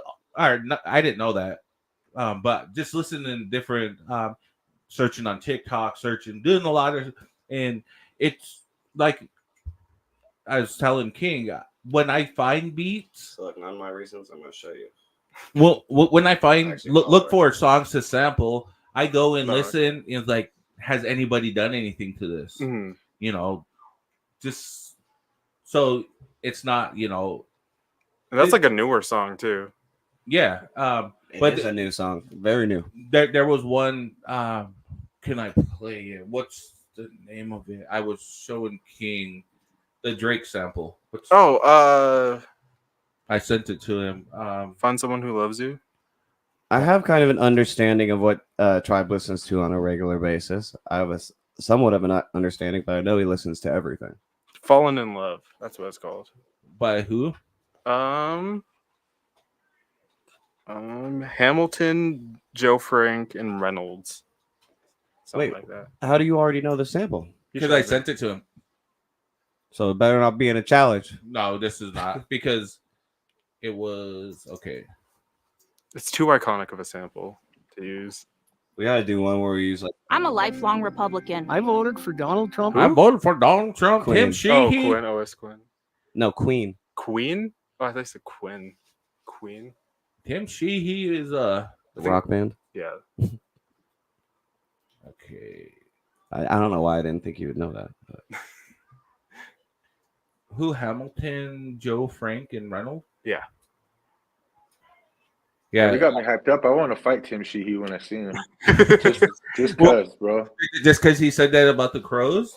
Nothing. No, just because every time I hear something about him on the thing, I'm like, man, I feel like I want to fight this dude now. Just cause. Bro, my son, he's 6. He came up to me and he's like, Dad, he's like, Tim Sheehy, he lied about where he's from. And so I was like, yeah, we got to get that fool. Like, oh, I know, like Miles. But back in the day, a couple years ago, when was it John Tester? I think yeah. Tester. You know, all those YouTube ads, John Tester, blah blah blah, or you know. Okay, let's get the chats. Okay. Oh, you remember it was Steve Daines, Chinese cheerleader. Chinese cheerleader. That's what it was. Yes. That was. Hill says, like chapters 2, wait a month and start a new chapter. Right? I'll tell Tribe every week to do country. Prince, you would be so surprised at what Tribe listens to on a regular basis. Yes. Selena says, correct. That sample. No. Hill, I have an idea. The reason I do is because I ask him what he plays a lot of the time.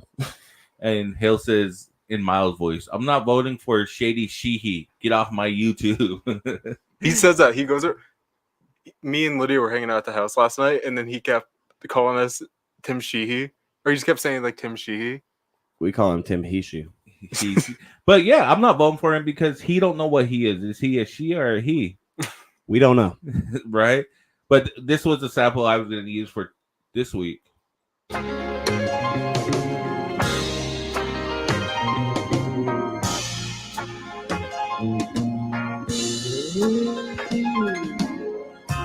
Baby. Drake used that. That's Drake, yeah. That's the reason I didn't use it, because the Drake, what was it? Baby, you my thing. You all I ever wanted. Best I ever had. The best I ever had. What's the funny thing? So he was showing me that sample, but he didn't say that like that wasn't the sample for this week, because he was showing me just like you got excited. Yeah, so I made a beat already to it, and then he sent it. Did you send it? So I could send it. I want to hear what you did to that. But with all of that, I have to do something really quick. Do you think that we could in the future we could figure out a way to get it on the studio? Because I would like to, if we could like make them on stream. Yeah, we could. But hold on. With a heavy heart. Oh yeah. With a heavy heart and all. This episode is dedicated to my homie. I'm gonna play a song. I'm getting emotional. But shout out to Speech. Hold on. Fucking tearing up. Fuck. But yeah, it's his anniversary of his passing. But yeah, here's a song. Condolences. Yes.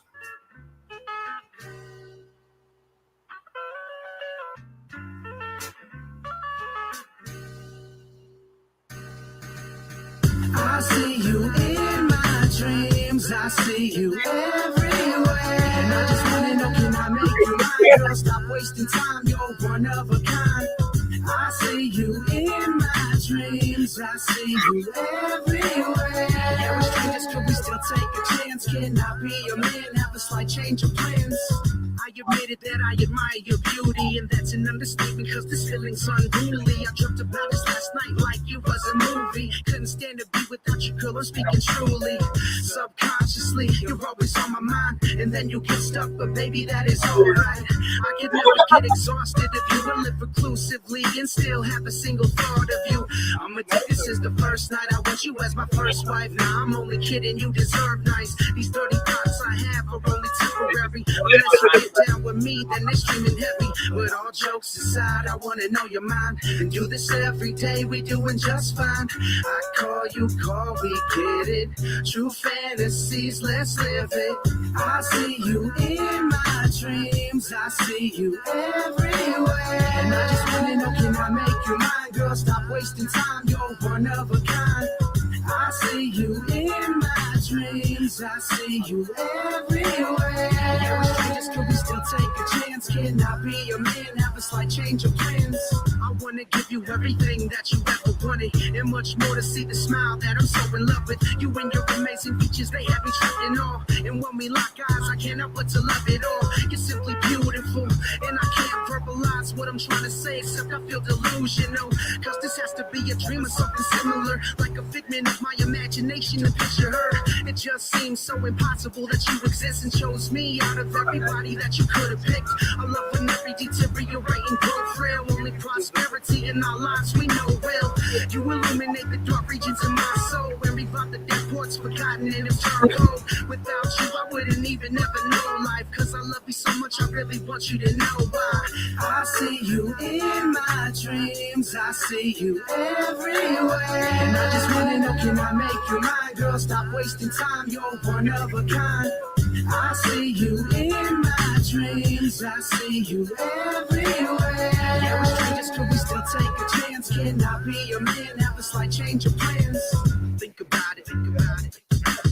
Sometimes, all you need to do is take a chance. Cause you never know. Compared to you, Aphrodite ain't nothing, babe, I ain't nothing. She be jealous cause she tried to call again, telling me who she loving. Without remorse, I am the call, I'm too preoccupied with it being on a greater scale, that'd be my ride or die. I swear the universe don't want us together, but we defy odds against our every move, cause love is clever. When we create a life without you, so I'm packing up, ready to go to the grave for the love that's obvious in both of us. My mind is set, the mood will guide us on our travels. We can live without the judgment, throw away the gavels. Through the darkness, your love is burning like a candle. With you by my side, there's not a thing I couldn't handle. I see you in my dreams. I see you everywhere. And I just wanna know, can I make you mine? Girl, stop wasting time, you're one of a kind. I see you in my dreams. I see you everywhere. Yeah, we're strangers, could we still take a chance? Can I be your man? Have a slight change of plans.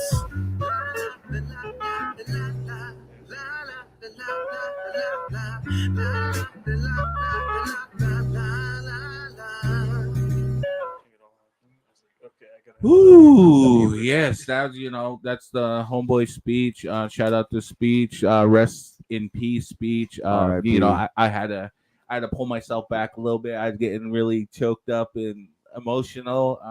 Y'all don't realize how big that is. Yes, I don't get emotional. I've never seen you even break character. Not character, but break No, your character. regular face. Yes, but shout out to speech. Man, I miss him. Hill said speech had some amazing love songs from the gut of our NB Riders, NBC, and SPM era. You felt like, damn, this is the type of love I want and need. He made all different types of music. Like you just put him in front of a mic and a beat, and he'll fucking spit something. Did he rap over dubstep? I swear you showed me a song where it's like I, EDM. Yes, I have a dubstep song he has. You know what's crazy is I was gonna so this has been sitting up this whole time, and I didn't even realize that was today, and I was gonna show you because I found this shit that he did. So it's kind of crazy that that's today, because I was thinking about him today, and I got one of his verses that he did on here. Shit was ridiculous. Oh, he ripped shit up. Like, I don't think really a lot of people could touch him. He could go toe to toe with Van Gogh. I'm gonna say this, alright? None of you take this the wrong way. I think the only thing holding him back, no disrespect to Tribe here, because he makes all of his songs. The only thing holding him back is mixing. Yes, and I was still learning that. That's why we went over to Jesse. And that song you played, he wanted to drop that right as it was done. So it's never been fully mixed. He was like, I want to put this out right now. Okay, that's so fair. I got a question for you guys, since you guys know these rappers and know Noah. I just to get the idea of what level these rappers were on. Is Noah at their level yet, or were they already surpassed that? Because Noah, in my mind, is probably one of the best rappers besides Black in Montana. So I just want to know kind of level wise. Can I play this so he can hear one of them? That's yeah. Here, I'll see if let me know if you can hear. Yeah.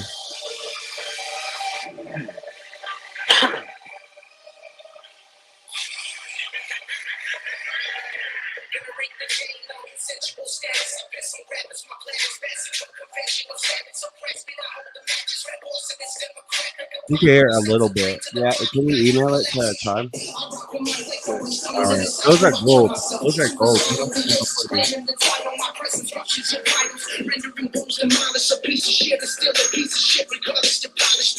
I'm fully positive that I'm stripping your confidence when I spit it so ominous. Verbal murder, punishment.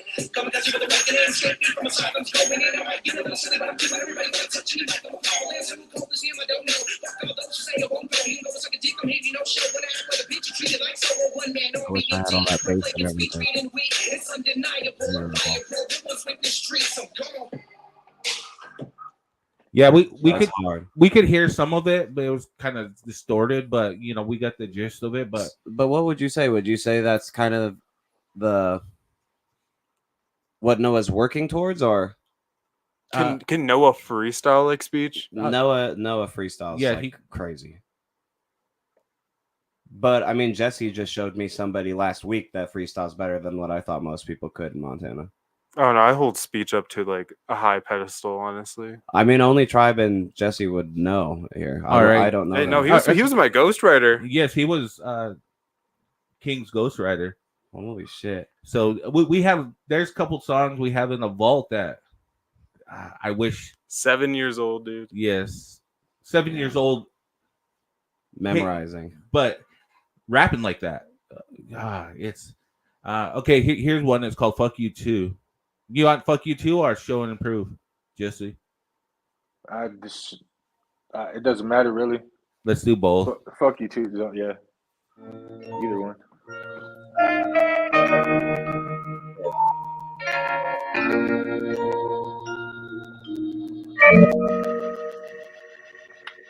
I want my face up on a billboard. I want that type of money that the bitches kill for. I want my name so big that I gotta watch my back. Ha. Wait, I think I already got myself there. I'm a full-time hustler, smashing in the streets. And when it comes to rap, I got my bachelor's degree. And all you no-name rappers acting like you're me. You're just a bunch of lowercase Q's acting like a G. I'm the truth and you pretend on beats. I'm like a period, you depend on me. I hear you talking, saying you take it what's mine. We'll take a number, motherfucker, get to the back of the line. I'm like a pit on a leash in the back of my yard. Cause on the other side of the fence is the only time you act hard. And I ain't gotta say a nick, cause none of y'all are spitting raw. Dog, just raise my middle finger, motherfuckers, fuck all y'all. I can't help it that I'm spitting this raw. You got your eyes on the money, but I'm getting it all. Got a little something that's been on my mind. You say you don't love me, but your love is blind. And I see the reason why these haters hating on me. I got a pocket full of money and I'm sitting on D's. Like, who the fuck is he, man? Fuck that dude. But all I gotta say is fuck you too. My main objective is to dead him, cause simply I don't respect him. Not hating, neither confessing, but surely your misconceptions about what I'm about to message foreshadowing your direction. You're taking in all these peasants, so brainless with dumb expressions. But through it I learned a lesson, and that is this. It don't matter if you're dope or not, people love riding dicks. So if you feel offended, be offended. Smell me, I'm the shit. I'm drawing blood like a phlebotomist. Mosquitoes getting squished. So my dope and I admit it, but they so wrong. And you absorb it like a bitch and try to hold on. To pull some C's, it's pretty bad. I'm glad I'm so authentic. Prefabricated artists and fans, you represented. I held my tongue forever, now I'm faced with obligation. Show and prove I'm made for thinkers, not for droids. Devoid and vacant, keep it pan in mind and sweeping streets. Get cleaned of all annoyance. Told you that I'm holding weight. Respect for speech won't be avoided. I can't help it that I'm spitting this raw. You got your eyes on the money, but I'm getting it all. Got a little something. All right, just show this Jesse, and I want to listen to the whole thing, but yeah, it's we hate to say, but we did lose a legend in the hip hop game. Montana legend. He was still coming up. He wasn't in his prime No, not even close. Imagine what he could have done. Imagine what he could have done. But here's another one. I'm just trying to show you some of his stuff he could do. Oh yeah, and then the Show and Prove one. That shit is crazy because he was like, obviously because he was staying at my house at the time, and I was making the beat, and as I was making it, I wasn't even finished with it, and he was already like, he was writing as I was making the beat, and he had a song done before I had the beat done. So we just laid it out, and yeah. Okay, hold on. Hill says, "What's that one song speech saying the hook? It was a love song too." And we're gonna get to that. This hour this section. I'm dedicating the speech. And just showing his music. And just get his legacy out there. That's why I dedicate all my coloring books to speech. The whole back the back of the coloring book. It's a speech because I believed in him. I jam his music all the time. So Hill says also speech was so recluse. He never got out. He never left his house. He was shy and had some major stage fright. His first on-stage performance was so terrified. He was terrified, literally shaken. But like a minute into his performance, it's like his shell fell off and he just broke out. No more being scared. It was amazing watching him grow in the moment. Fred said similar to what happened to Big Al. No, what's up, Cody? Just doing a little podcast. And Fred said he didn't get a chance to do his thing, and I agree. But yeah, Yeah. So this is him with another group of people. His stuff he did, but tell me if you could hear it.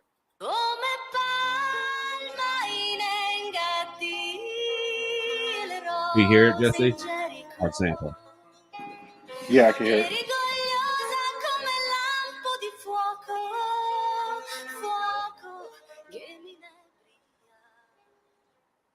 Dai vicino momo mironi c'è storace tra mille mille ti riconoscerei. I feel I'm moving too fast, need to slow up my pace, bring it down a few notches. Enjoy every day when annoyed, sit and pray. Try to build up my tolerance, try to make it in, turn negatives to positives. I'm talking about in a realistic sense, like a real man would, comprehending consequence, aiming for astonishment, and proving everybody wrong. That said, either I'm nothing or just wouldn't last long. I got a bad rep, but fuck it, I'm too dope. Leave a crowd choked up like I was a noob. So here I go, watch me, I bring what you need. Caught the wolf in the sheet, made a coat looking sleek. If you go, feel the heat. I shine like the sun, staring up, I burn retinas, blind everyone. I determine what'll happen, cause life is one chance. See, I'll make it no matter whatever might be the circumstance.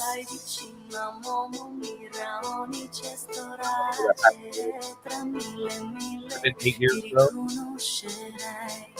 Dai vicino momo mironi c'è storace tra mille mille ti riconoscerei. Feels like it's me against the world when I open my eyes. It's no surprise, but I will strive. Dreaming is nice, but this is more than an illusion. It's truth exposed. I get depressed some days. Others I'm cold, feeling neglected and old, like the picture with the broken frame. I'm the memory forgotten and left in pain. But one day I'll be found once more by the photographer who shot the scenery before. And he flooded with emotion, dreamt of the feel when the moment first captured what was thought real. If it once felt peace when the walls collapsed, then the rays from the sun kept me sane. In fact, I won't fade to black. I'm right here to stay, even though it may appear I'm light years away. They say that home is where the heart is. I do concur. To only live inside the darkness is too absurd.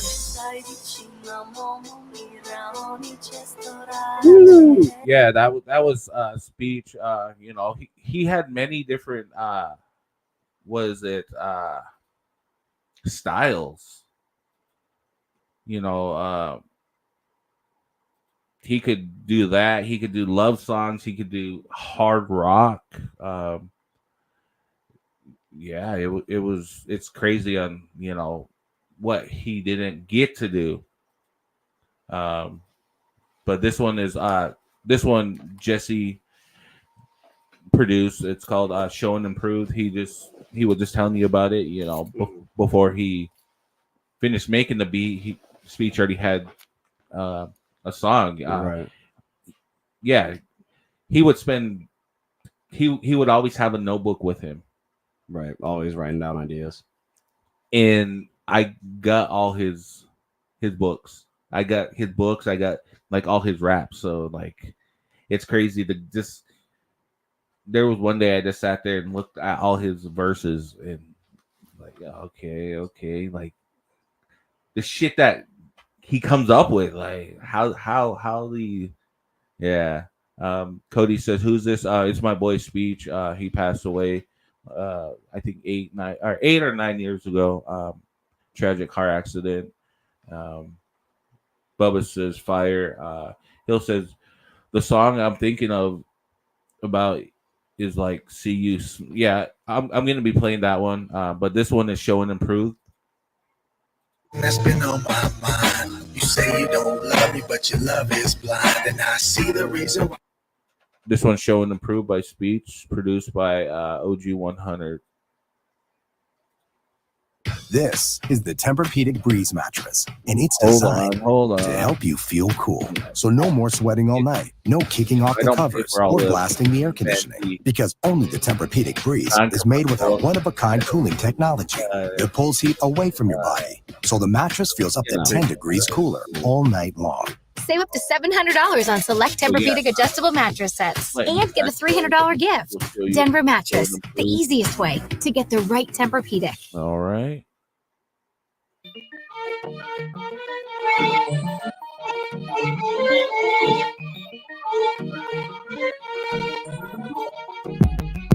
I'll keep you hopping like a pogo stick. Supply, you know the dopest hits. Roller coaster till this is over. Yeah, supernova shit. Hottest, bringing the coldest. Eminent, definite, excellent. Pleasantly heaven sent. No atrociousness ever evident.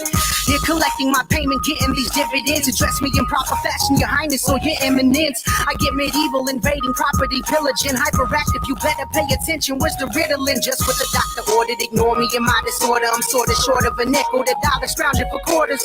I'm not a replica, neither a clone to emulating other rappers who come before me, so quit speculating. I'm the type to tell a bitch that she ugly, although she fly as fuck, cause I know she won't ever fuck me.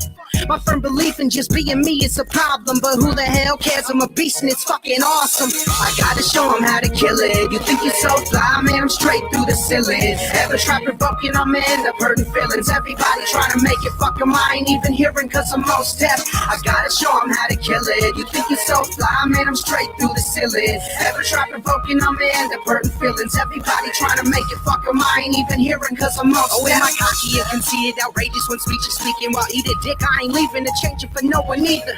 My obvious blatant disregard for a lot of things only proves you're a sensitive, melodramatic drama queen. I intend to be offensive and ballsy, like trying to shave a truck with a condition like cerebral palsy.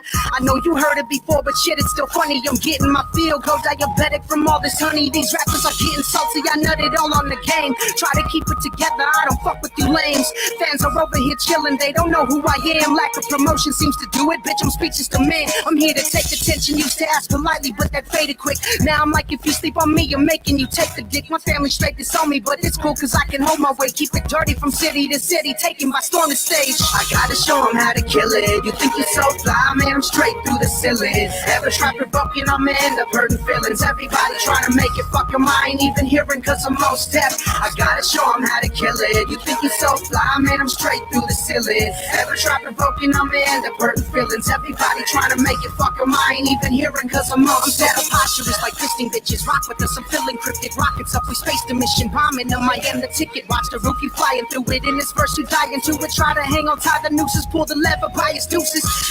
The common villain, and I'm killing, drilling holes in his two speakers. Watch these bitches catching feelings. I'm a ghost like an assassin. Feel fully by the force of passion. Body beats, fucking tag them. Display my killers, imagine. I make the Hulk look like a bitch. Avenge the murder out and said I'll never quit. I barely got to know the squirter. I'm caressing as of now. In a second, about to beat it. Michael beating like it's Friday. The lions eating, I'm fiending. For more variety, anxiety, erupts and flows. You'll meet depravity. I'm challenging, I'm next to blow. Your dreams, I'm shattering. The cattle scream. I slaughter those who think they great and shit. I'll take a piss. I'll Kelly on these hoes. I gotta show him how to kill it. You think you're so fly, man? I'm straight through the ceiling. Ever try provoking, I'm in. All right, yeah, that was Show and Improved by Speech, produced by OG100.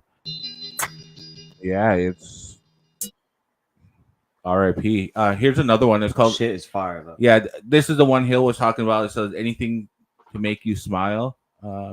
Yeah, you know, I recorded this for Speech, so yeah.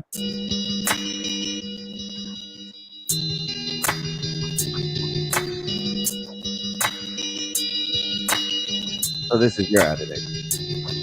Yes, like the beginning, but yeah.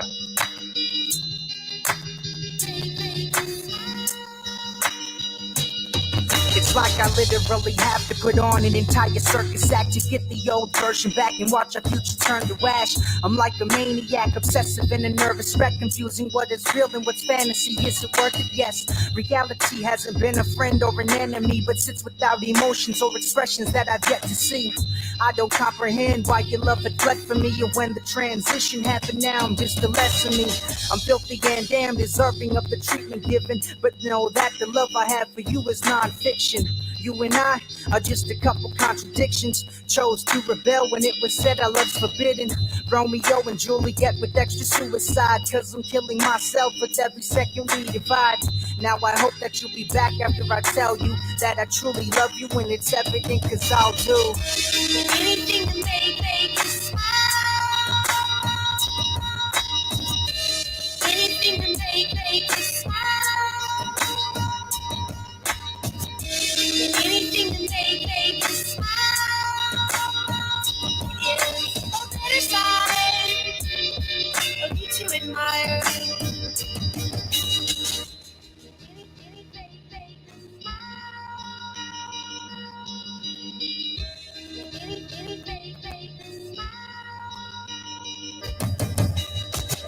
I remember vividly the time we both flew, anxious to see each other underneath the red moon. The shadows helped to cover all the ugliness inside, but every time we got together, then I felt alive. I dreamt of always being with you to the...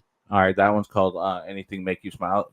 I'm show you another one real quick, and this was further on into my editing. So this one's called "Down to Ride," but Shady Sheep. Keith, you're up first. Okay, I know. Ruining the vibes. Ruining the vibe, but yeah. Wow, you're looking Down great. to Ride. How does that shoulder feel? Different names to his songs. It's crazy. You got to fix it at the Billings Clinic. Feel like a kid again. He said, Nice job. Down to Ride. The orthopedics team at Billings Clinic is here to help with chronic joint pain and limited mobility, so you can get back in the game and playing like a kid again. When you buy a new house, you might say, Shut the front door. winning. No, seriously, shut the front door. We own this house now. But you actually need to say, Like a good neighbor, State Farm is there. that's right. The local State Farm agent is there to help you choose the coverage you need. Welcome to my crib. No one says that anymore, but I don't care. Hey, you're on So just remember, yeah. like a good neighbor, State Farm is there. Videos for State Farm, houses Bloomington, and that, Illinois. But here's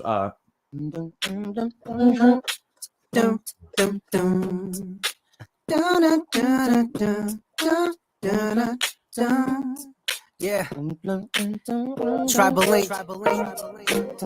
Nameless. I see you, poetic man. I see you, C-boy. You too, just Jay. Let's get it. Girl, you know that you have to ride, and we can do it up all night. Girl, you know that it's easy to step into love, come together, share this universe. I behold the most magnificent of them all, standing before me. So excuse me, please, if I take off. Man, I got a story that you probably won't believe, but it really happened. Ain't no lying, either deceit. I just got mine fucked, and I let it happen. I let it in my head, now something's missing in action. What she gon' say? But you know she on the bottom line, so you reply attention, then you got a mind. She be feeling it and know she the one for me. Flawless like the purest of diamond and crusted jewelry. I approach with a nod and a smile, keep her satisfied all day. So wild, and that ain't nothing. I'm glad that she's so fine. I'm no snitch, I ain't never dropping no dime. And you a 10 for sure, it's all my pleasure. Hot temperature, I'm frozen in time. Girl, you're just what I've always wanted. Make my dreams come true, come through and trust it, cuz Girl, you know that you have to ride, and we can do it up all night. Cause you know that it's easy to step into love, come together, share this unique. But yeah, so that was Speech. He had all he had a large variety. He had hard rock, metal. It's just like, yeah. I have a shit ton on my SoundCloud of him still. I would just go and listen to. Then I'd pop over to Jesse's SoundCloud or something. Then YouTube, just because all his music's all over the place. But yeah, we have Fred. He says the problem, honestly, it is the history of hip hop, and artists are well chronicled out here. So young guys like Prince just don't know what came before them, which is 90% of the history. The fact people don't know Speech is travesty? Is it travesty? Travesty. Oh yeah, fuck. We haven't, as the older generation have done, I don't know, terrible job in passing the history forward. Quite frankly, it's embarrassing. I mean, Jesse definitely played him for me. My first day meeting Jesse. Tribe has played him for me quite a few times now. Denise says, time for a history class. Correct. Bubba, these lyrics. In Cody, who are you doing a podcast with? Me, Prince Lockett, Tribe, Prince Lockett, and then we have another host, Freddie Fred. Dub. He's in the chats, but we have the podcast. It's the Justice League podcast. We are going on 7 months now on doing this. Yeah, it's a struggle, uphill battle, but we're taking that battle. We're gonna, climbing slowly but surely. Yes, and we have my son King over there, and then my other weird son over here, Prince, the quiet one. They call him my mini me. I don't see that, but Not anymore.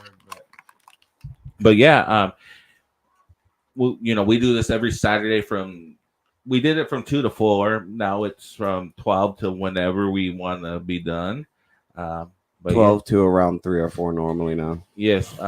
Fred said shit super dope. That shit is over a decade old. Yes, like all his music's over a decade old.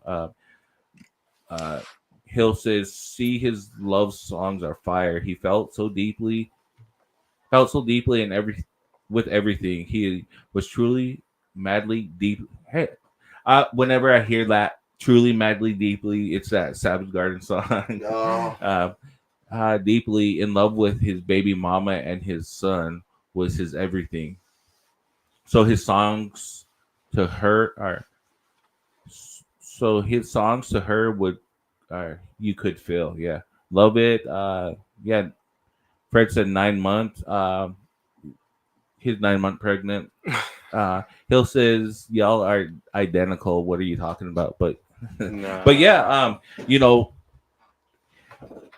it's just like whenever I show people his songs, I try to show these younger people what was out there, what Billings had to offer. When they're like, oh, hip hop scene's popping off here. No, you should have heard it back then. The FOE, the rail yard, back in the day. I was at the rail yard before it closed. Shout out to Jesse. Jesse was part of all of the making and all of this. He's roughly the only local artist who was able to be in rotation on Hot 109's like playlist before we came along and pushed all of that. I also think isn't Jesse is back then as what I am now, right? He had basically everybody going to his studio. Was it Jesse? I didn't know. Yeah, no, it was. Yeah, I mean, everybody. I mean, Fred never came through because he was always hating and shit. But yeah, no, basically everybody came through. Fred said the Shrine Days. Yes, the basement of the Shrine. Yeah, the Shrine. Yeah. Did you? That's so crazy. So I had the last concert at the rail yard, and then I had the last concert in the Shrine before it was sold. At when I threw that with the really young guys that it was my little brother and his friends. What they go by. Oh, so you're and we did it in the basement. So you're a curse then. Oh, that's kind of crazy. That's crazy because the rail yard, I would remember we had the last performance there, and then the Shrine we rented it, and we did it in the basement and had a bunch of glow sticks. And I never knew that anybody had done a concert in the basement there. I thought that we were like the first and only thing that had done that. No, there was rap battles at the FOE. Who put that one on? Who put the rap battles on? I don't even know who did that. Yeah, but there's still old school people that out there that can still do it, like Fred, Jesse. We should get everyone on the song. People keep asking me where the cipher is for Billings, but I just don't think that we have that kind of vibe. But because I could put a bunch of artists on one thing. Yeah, I used to do it. If you see, I got videos on YouTube. We used to have ciphers. The music was different back then. That's what I'm saying. I feel like I could put a bunch of rappers on a song, but it wouldn't feel like a cipher. It would just feel like a long ass song. It would just be like, yeah, okay. You can't what's that? How would you say? Cut in on cipher. Punch in. You can't punch in. If do a live cipher, but and most of the time it was Jesse did it all live. Jesse, if we got something together, could we use your live room? Yeah, it's a shoe store, but same thing. It doesn't. Yeah. I Hill mean, said, we used to, because I had the building over on Minnesota Avenue, and we used to. It would start off inside, and then next, by the time it got late out, we'd be all outside. Same thing as here. I mean, you could just do it outside, especially like Friday, Saturday nights, because everyone's already out drinking anyway. So, I mean, you might end up getting a big crowd of, if there's a bunch of people, freestyling, ciphering, whatever. It was actually a good time. How about that could be our next segment toward Justice League. I'm down with it. It's Cypher at Cocaine Kicks. We just have to. You would have to help me figure out how we're gonna move this computer, but we can get it working. We could definitely do it. I don't see why not. That's why we gotta get a laptop so we could just invest in one. Yes. Fred said last concert was at the Rail Yard was Twista. Hill says that era in 2012 and 18-ish was the local music scene was awesome. And Fred said the last concert, but that was not the last show there. That was the last big name headliner concert. Big groups and cliques of artists beefing and hating on each other, but that made it fun. Fred said, I was the one beefing with everybody. I was talking shit about everybody. I think the Jesse was the antagonizer. Yeah, antagonizer.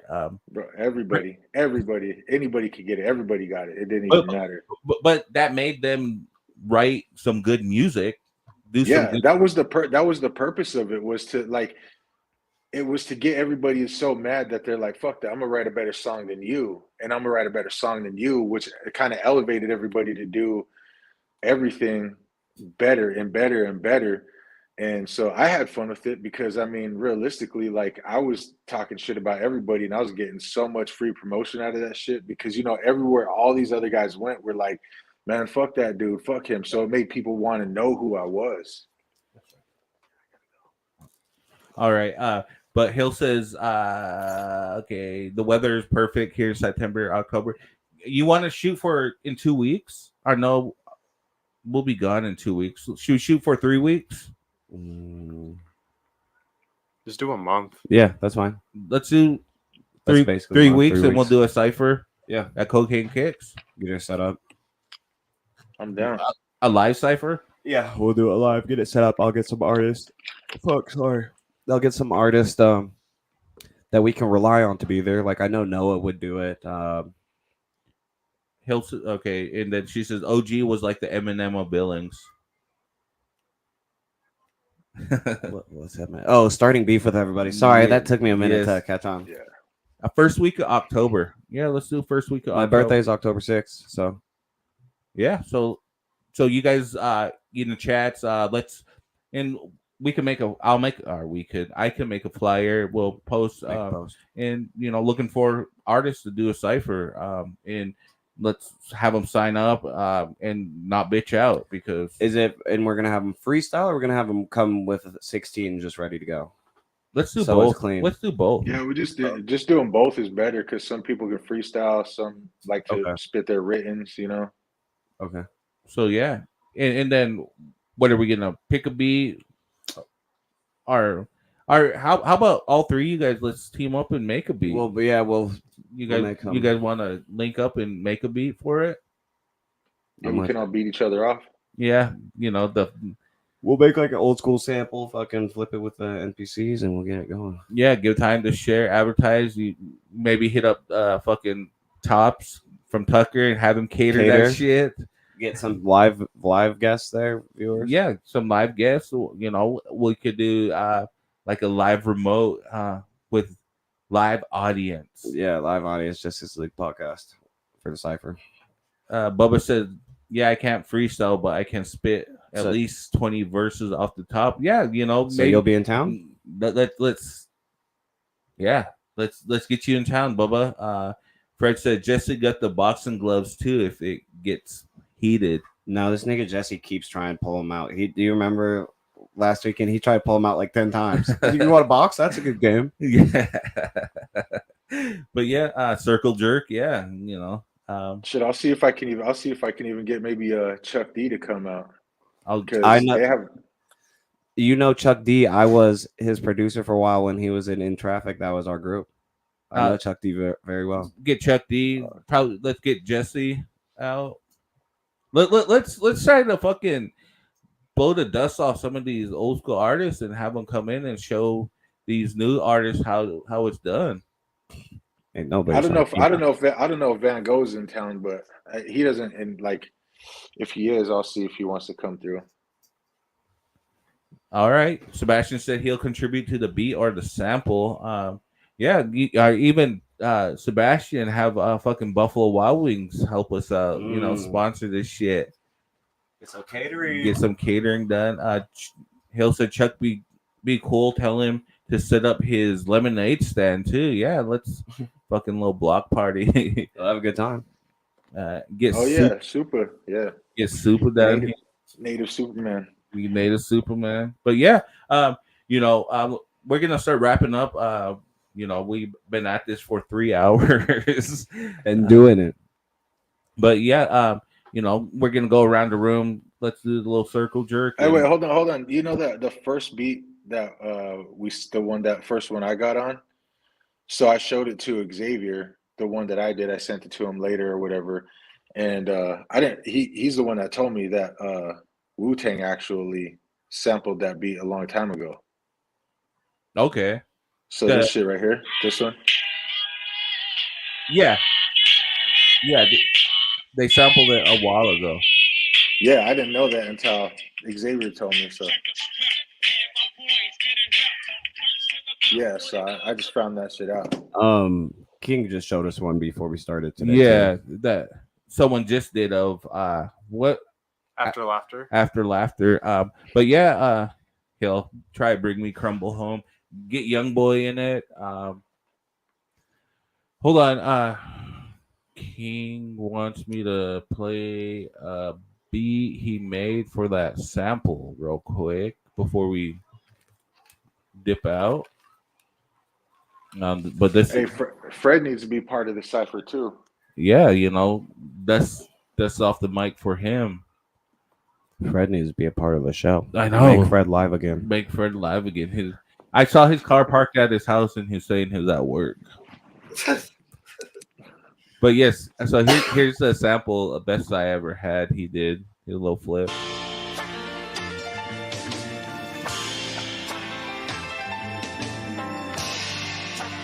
I would have won this one. No, you wouldn't.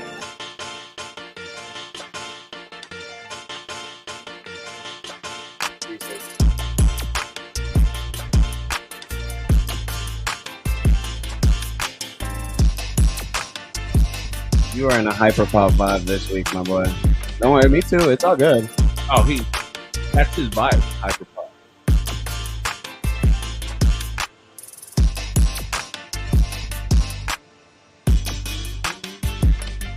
That's an interesting flip how you did that. That it? Yeah, that's it. All right. But yeah. Hill says, as long as Fred wears his cowboy hat and white outfit, then he could be a part of it. But shit's getting real too. I had to go grab me a actual record player so I can do some real sampling and shit. Scratching and when Tribe came in here, I pointed over at my keyboard. It is no longer behind the lights. It's been getting pulled out as well. That's what she said. That's not what she said. Her mouth is fucking full. I got 7 kids. So I'll never pull out. Yeah, because you wrap up. Oh shit, man! It can't be in the fucking camp. Hold on. Here you go. Camera with your white person blue eyes. But yeah, let's go around. Let's go off. Oldest to youngest. Let's respect and to our elders. Go ahead, Jesse. Send your shout outs. Shit, man. Shout out to my kids like usual. All 7 of them. My brother Tupiona. 2 piece? 2 piece. Your soon to be son-in-law, that's gonna be a daddy or what? Who?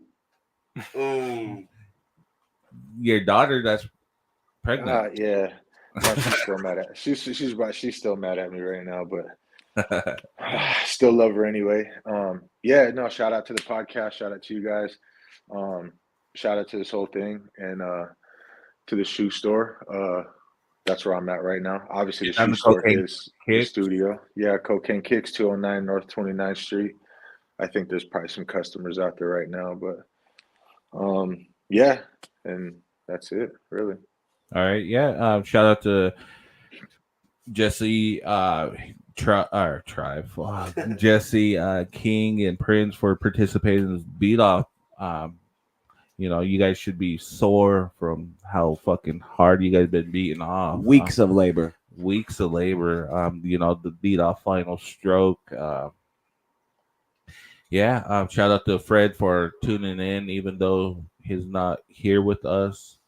Shout out to Hill holding it down and all the viewers that came in, voted, and just showing love, support, and my kids and Madison for putting up with us, coming in every week to do this shit. And Terrill Bracken with Fusion Fight League. Don't forget to go buy your tickets. We got to get you out there, Jesse, to just come watch. Yeah, no, I'll come watch. But yeah, thank you guys all. See you next week. Go ahead. Shout out my girlfriend Lydia. Shout out you guys. Shout out Fro Williams. Shout out, obviously, Tribe and Fred. We got this shit going. We getting it, Oh wait, shout out Hansel Law for holding it down and being our title sponsorship. Anyone that wants to sponsor, we have a little package going on, and just help out, just so we could build this. We're trying to get some merch pushed out, so we'll eventually be having a link to our website where you can purchase that merch, and we'll have beats on there where you can purchase those beats, which will be specifically for this podcast because it's going to be out of our challenges. But shout out you and Fred. We're making steps where steps need to be made, making changes, getting things going.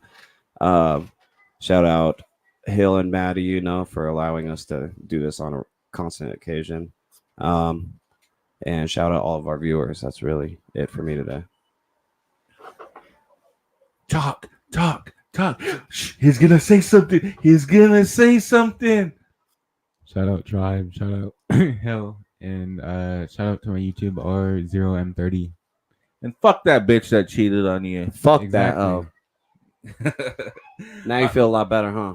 Yeah. All right. Thank you guys. See you next week. One quick thing. I just wanted to say to King. One quick thing. I just wanted to say to King really quick that hold on, bro. You don't have his headphones on.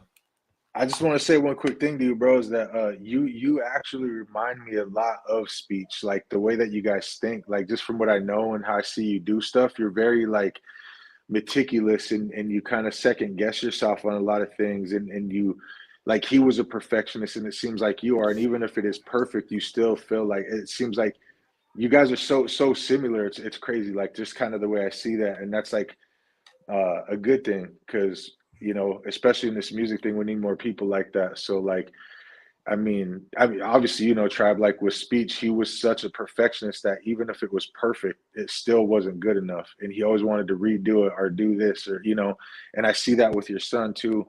I see that with you, King. And that's a good thing, man. And I appreciate that. Like, and so like I told you before, like, I mean, you're killing it on these beat challenges, but at the same time, man, like you have that in you to like, if that second guessing thing is working for you, then like don't let anybody tell you not to second guess yourself, because obviously that's working for you, and you're beating us off really good. So appreciate it. But yeah,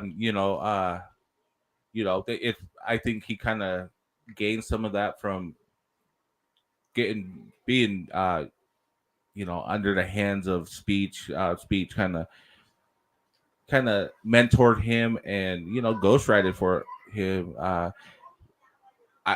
Can we all in this chat tell him let's get one of the songs re-recorded that we have in the vault for Speech. Let's your older voice and all that, because there's that song we could just do a straight Lucky Day or we could just have speech on the hook, or we could throw a verse in from speech, and and just bro. If Speech was and rest in peace, Speech, man, and if he was around and right now, you two would be a fucking unstoppable force. Like with what you do and what he does. Like if you guys would like, bro, that shit would have been crazy. So maybe let's hopefully next week or week after we could premiere that song. Don't get your hopes up, but maybe. Yeah. I'll see. I start work this week, so yeah. So do I get to pay you to do it? Because I'll pay you to do the song. This means a lot to your dad. Just do it. Buy me a Domino's pizza and we're good. All right. I'll 2 days in a row. I'll buy you the Domino's pizza. I'll re-record the whole thing if you buy me food. Okay. All right. I'll do it. Okay. So that's this week of Justice League podcast. I'm just kidding. Kidding. You guys keep going. I was just kidding. See you next week. Don't forget, Jesse, you're invited tonight to yes, Jesse, obviously come. Yeah, I mean, I was of course. Not condoms. Just come to the house. Yeah, just come. But yeah, I'm gonna win Monopoly tonight. Are we gonna pull out? Is that what we want to do? Yes. Okay. No, something else. I got Monopoly strategies. I got strategy. Are you coming too? Maybe. I got strategy, bro. So if we're going Monopoly, I'm fucking you up, Jesse. I can't point at you right now, but I'm fucking you up. Well, hold on, Micah. Hold on, Prince. Did you? So you gave up on the video? You gave up on the video game shit then? We could pull that out too. Someone's got to bring an extra controller. Let's go. I have it. No, let's go. Let's go. No, he said he gives up. Bring it. All right. Tune in next week. But thank you for listening. We are out. Au revoir.